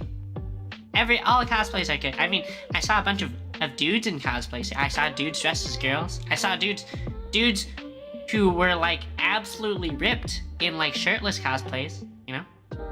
Lots of cool stuff. I had a good time watching the people, seeing the people. That sounds weird. That sounds weird. What else did I do? I saw some other VShojo panels. There's a VShojo panel of, it was like VShojo behind the scenes, and it was Zen, Enya, what's her name? Blonde one. I only know her by her real, Hime Hajime. Hime? I normally think of her by her real name, but I don't want to say that here. I don't want to Hime Hajime her. And then there was one, oh yeah, K-san. Oh, and Melody. It was a panel of 5.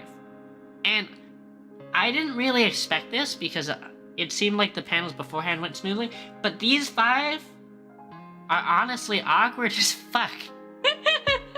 They're literally all professional entertainers, but I felt like when their MC would ask them questions, none of them were like, yeah, I don't really know, you know, they're like, not great conversation. Zen was hard carrying though, because I could tell here, you know, I already knew Zen and Iron Mouse are like, they're like a level up from a lot of the other VShojo girls.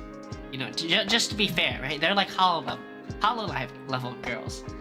And you could tell, right, that Zen was hard carrying in the leadership department. Because, like, things would start getting, like, weird or quiet or, like, on weird tangents. And Zen would know how to, like, put things back. Zen would be like, okay, next question. Or, like, you know, if Hime was saying some stuff and she was answering the question, but it was, like, really dry answer, like, not that interesting, Zen would be, like, fucking around. Like, she'd put out, like, they're all on VTube Studio, she'd get out, like, a sticker, and she'd start poking Henya with it. Or, like, she got out a sign that was like, I'm with Stinky. And it had an arrow, and she'd, like, point it at Henya, you know? Like, so Zen was hard carrying this panel. Even though this panel, I'm gonna say of the VShojo panels, this panel had 5 fucking people in it, and it was, like, fairly awkward somehow, even with 5 people running it. Zen carried.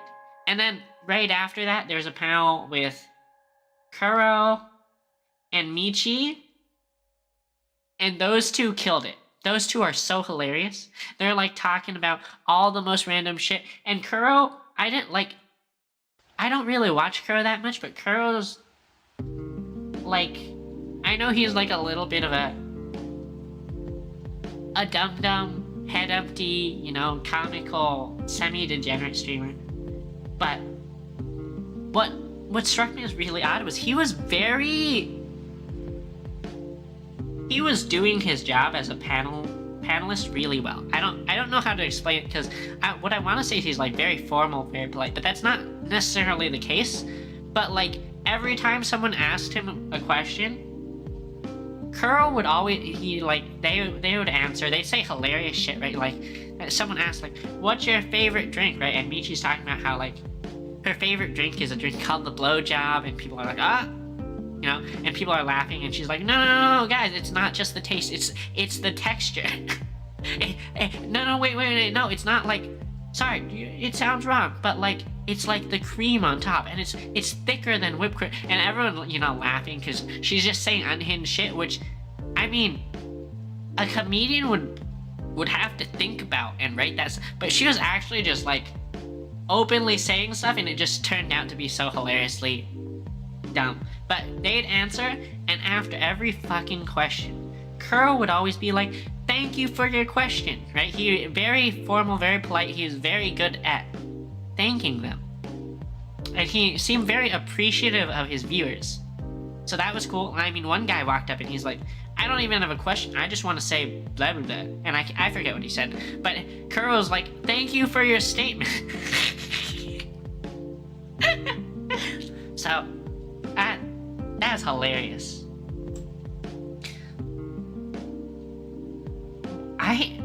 Branius, it's so weird to me seeing these YouTube emotes, because when I normally watch streams, I normally watch on Twitch, so I normally see like Twitch or 7TV emotes, and seeing the YouTube ones is so different. I'm like, what is that? What is that? I've never seen this before in my life. What is this? A fish? But yeah. Okay. I mean, oh my god. Guys, I yapped about day 1 for an hour 45, and now I'm like, I can't possibly cover the other day. Like, we'll just blast through the merch, because I think that's what a lot of people want to see. What the, is that monkey holding a hammer, Branius? I mean, the cats in the boxes are cute. But what else did I get? I mean, I got, I mean, in addition to seeing Kenya and Matar at the meet and greets, while I was at the VShojo booth, of course, I had to support the girls and get VShojo merch, right? And this is great too, because I wanted this merch. I mean, I bought it on day 1 after meeting some people, but I had plans to also do meet and greets for like either Iron Mouse or Zentreya. Yeah, it turns out on that day with Iron Mouse and Zentreya, I woke up late, so teehee, I didn't get tickets. But I still wore the shirt because my plan had been to like wear the shirt and support the gals. But I went and I watched their meet and greet, and so it's like, I told you how the VShojo booth is like cute, and like this is their little stage, and they've got their line, right? And it was like Zentreya on screen, Zentreya and Haruka on screen talking with people for their meet and greet. And I'm standing here watching, right? Because I just like watching, even though I don't have a ticket. And I look next to me, and it's Gunrun. It's Gunrun, guys, the CEO. And I'm like, wait a second. And he's wearing one of like the masks, the like surgical COVID, like doctor hospital mask. I mean, I appreciate you watching twice, Branius. I appreciate the extra views. I don't know what happened, but that spiked my viewer number on Twitch from 5 to 9. I think it was from 4 to 9. Maybe you have a bunch of devices, I don't know, but weird stuff. But I look over, and it's Gunrun in a mask, and I'm like, are you Gunrun? And he's like, oh, yeah, hi, thanks for coming. You're the best, Branius. Thanks for the support. Thanks for the highlighted message. I can't wait to get like better stuff for my channel. I need to work on it. Faye, I don't know how Faye does it, because Faye always has cool stuff. She has a bunch of scabs. She has emotes. She has, loading screens, and I maybe it's probably because I spend too much time playing video games and rotting my brain instead of making content. But I promise, I'm trying. I'm trying to do more and to be better. One day I'll hopefully have quality that is similar level to Faye. Is rotting your brain? I mean, enjoy it. You're a VTuber watcher, so enjoy your brain rot. I think you're gonna get brain rot watching almost any VTuber. Even the semi-educational ones, like Faye or me, or any of the other semi-educational ones. Toto, you know? But I was wearing this VShojo shirt, and Gunrun's next to me, and I'm like, hey, Gunrun, nice to meet you. I like really like what you built. And he's like, yeah, thank you. I mean, thanks for your support. I like your shirt. He told me he liked my shirt because I looked down and he was wearing the same one. So that's me and Gunrun standing there looking at each other wearing matching shirts. And today, 2 days later, VShojo announces auditions. All I'm gonna say is maybe it wasn't coincidence that we were wearing the same shirt. Maybe it was foreshadowing. VShojo Breakable incoming. That probably not gonna happen, but a girl can dream, right? A girl can dream. Where do you... That is a horrifying emote, Branius. That is a terrifying... I feel like that came out of the Scream movie. But yeah. VShojo merch. Met Gunrun. Met the girls. What else did I get? I mean, I already showed you that. I did pick up some stuff at Artist Alley, too. So, I mean... I didn't pick up anything lewd, but I'm gonna be honest, some of this stuff, when I look at it, makes me feel a certain kind of way. I mean, I'm Say So streamer, so don't think anything weird, but look at this. Tell me that's not a great tapestry. You can't. This is quality content.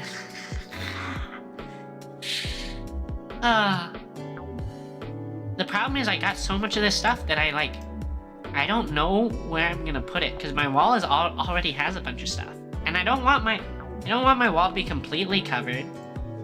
But I got that. I got this. Because we love Lily, right? We love our VTubers. We love our VTubers. There were some less say-so ones. I opted not... I mean, these are already maybe a little embarrassing, but I opted to get things I would only feel comfortable having on my wall where, like, people could see them. So that's why I don't have any of the 18 plus. None of the 18 plus tapestries or body pillows. No, because if Mama Belle ever comes to visit, I don't want her seeing those.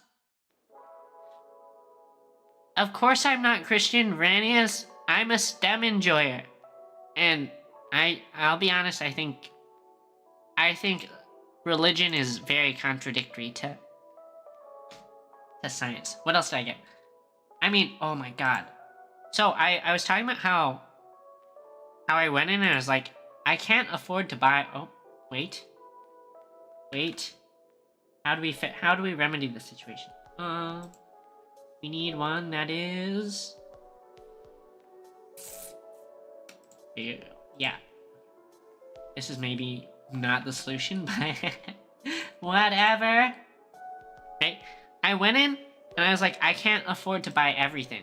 Right? Because if I buy all the stuff I want, I'm gonna get $1 million worth of purchases and suffer. And that would be bad. Right? That would be bad. I'm gonna be in debt. I'm gonna be homeless. I mean, I had a friend for Hennius who was Mormon. My coworker, Kay, who I talk about a lot, used to be Mormon. Thankfully, she's not anymore, because Mormons are fucking...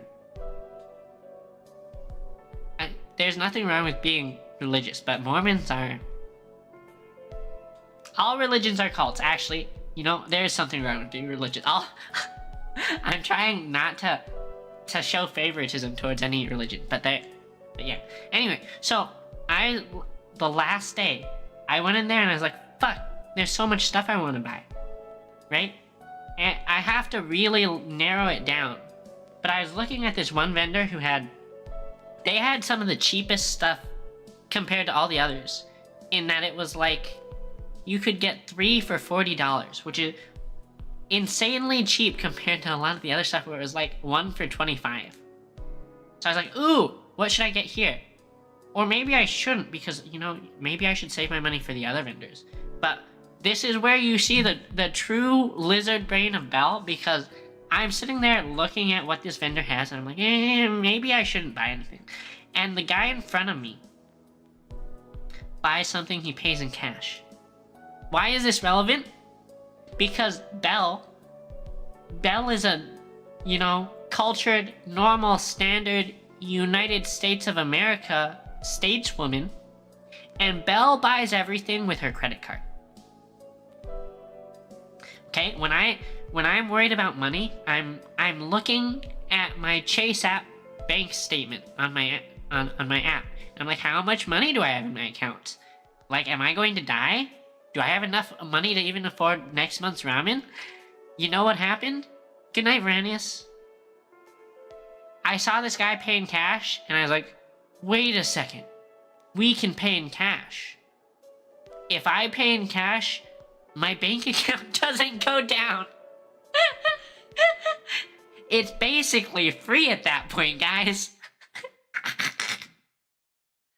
So as soon as that guy opened my eyes, I was like, wait, we can buy stuff. We just pay in cash, because I carry cash, even though I never use cash.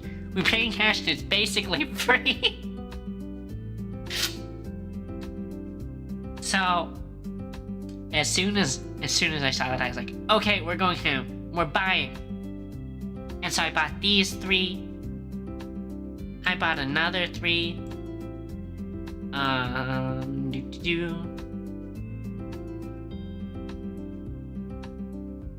Computer, let me paste. Boom. You know?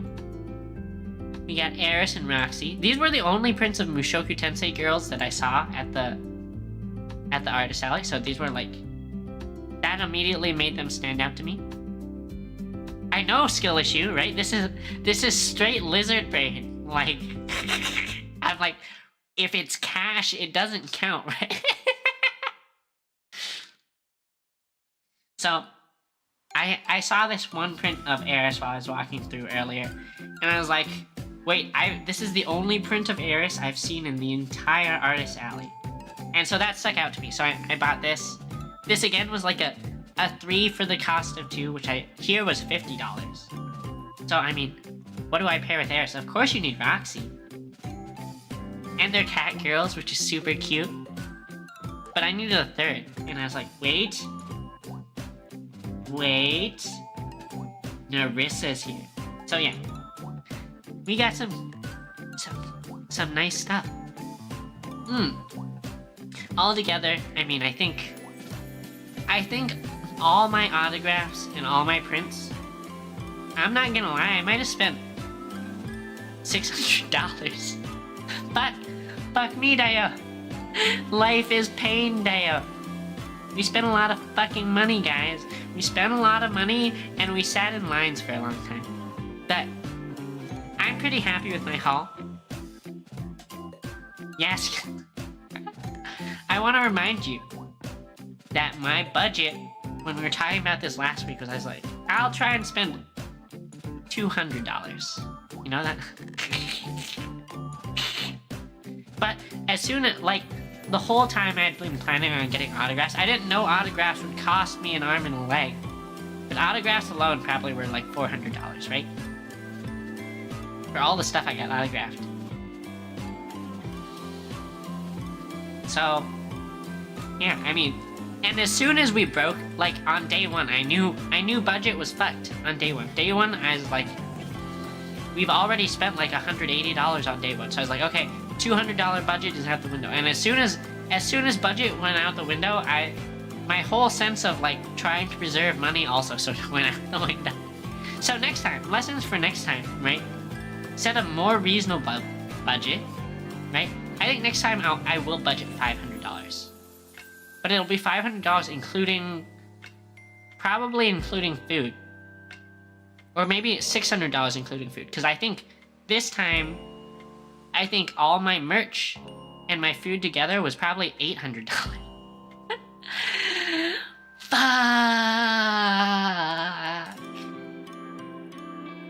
So, yep. Today's lesson, financial responsibility. And I'm gonna smile at you, give you this cutesy smile as you also realize how much pain I'm in from having spent like ungodly amounts of money.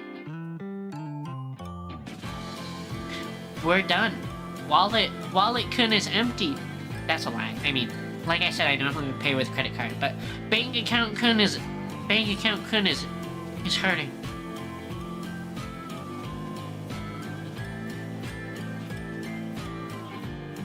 If anyone's like, I need to borrow a couple dollars for lunch, Belle, I'm going to starve to death. Belle's gonna be like, can't afford it. My coworker literally on the street dying of starvation, and I'm like, get fucked, bitch. You die. Not my fault.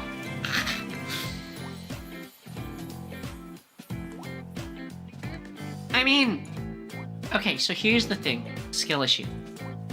I don't know what your financial situation is like. Right? I don't know how much money you make or how much your parents give you or what. But $400 for a laptop is like... I feel like that's a reasonable amount for a laptop.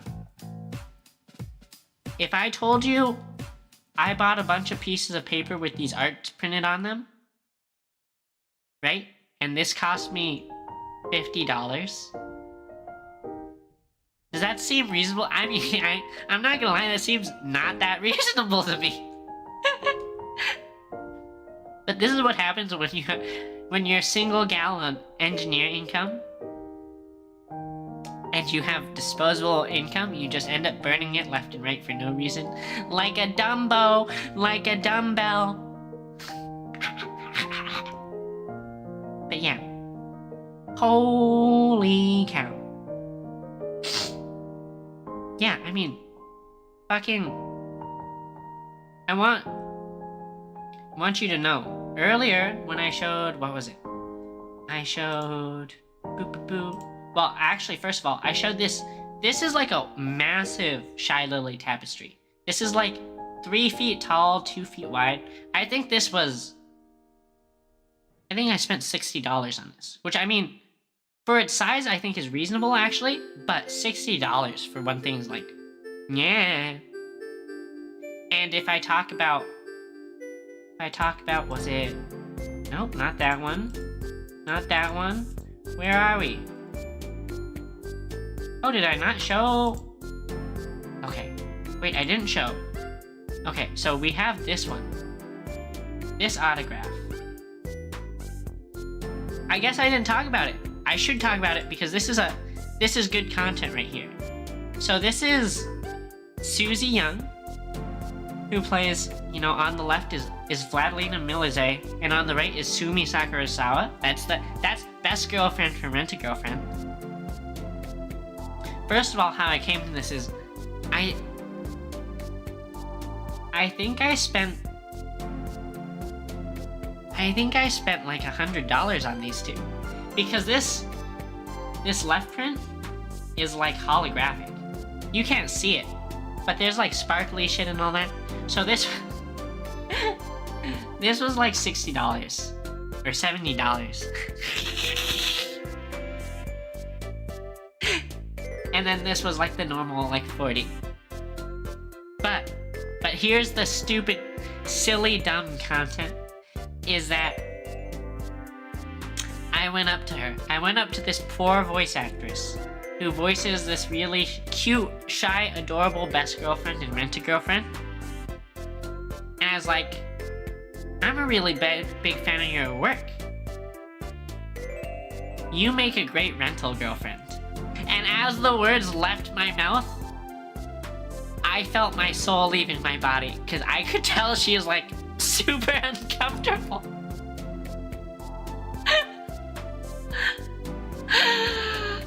Life is pain.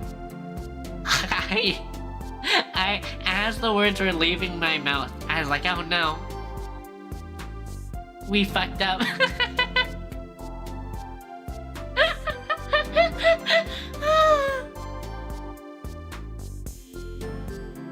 So, yeah, that's how my anime expo went. That's how my anime expo went.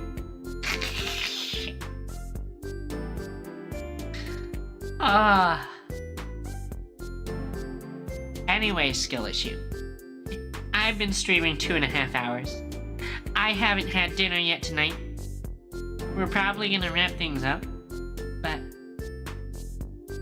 I'll be the only, I mean, I hope so. I hope she's already forgotten.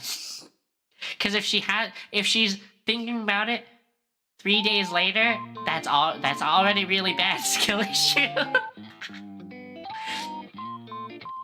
That's already really bad if she still remembers it after 3 days. Okay. You know who also will hopefully forget everything after 3 days? Me. I hope to forget a lot of the stuff in this stream because this stream makes me cringe so hard. But I hope the cringe will stay with you forever. I hope you go into school for the next however many years in school and every day you're like, wait a second. Belle was cringe. And I hope you remember me forever. Remember me forever. Remember me forever and ever and never forget.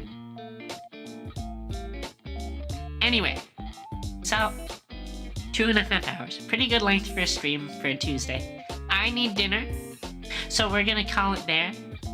I hope you had a good time listening to me to yap about the silliest, stupidest shit from Anime Expo. And I hope you got some enjoyment out of it. I've seen a couple of these knife emotes. I'm wondering if I should get one. I think if I get one, maybe I'll get a gun one. Gun one for when I threaten you at gunpoint. Okay. We're gonna call it there. I hope you have a good day, Skill Issue. I hope you have a good time, everyone else who watched or is watching. And I'll see you guys Friday. We're gonna play, I think I scheduled Armored Core. We're gonna play some games. And then Saturday we're gonna do some art, work on some assets. Alright, later guys. Later guys. I hope you had a good one. Oh, wait.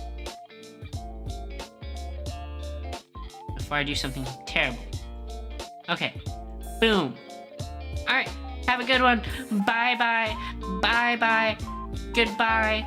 Think of me forever. Have a good night.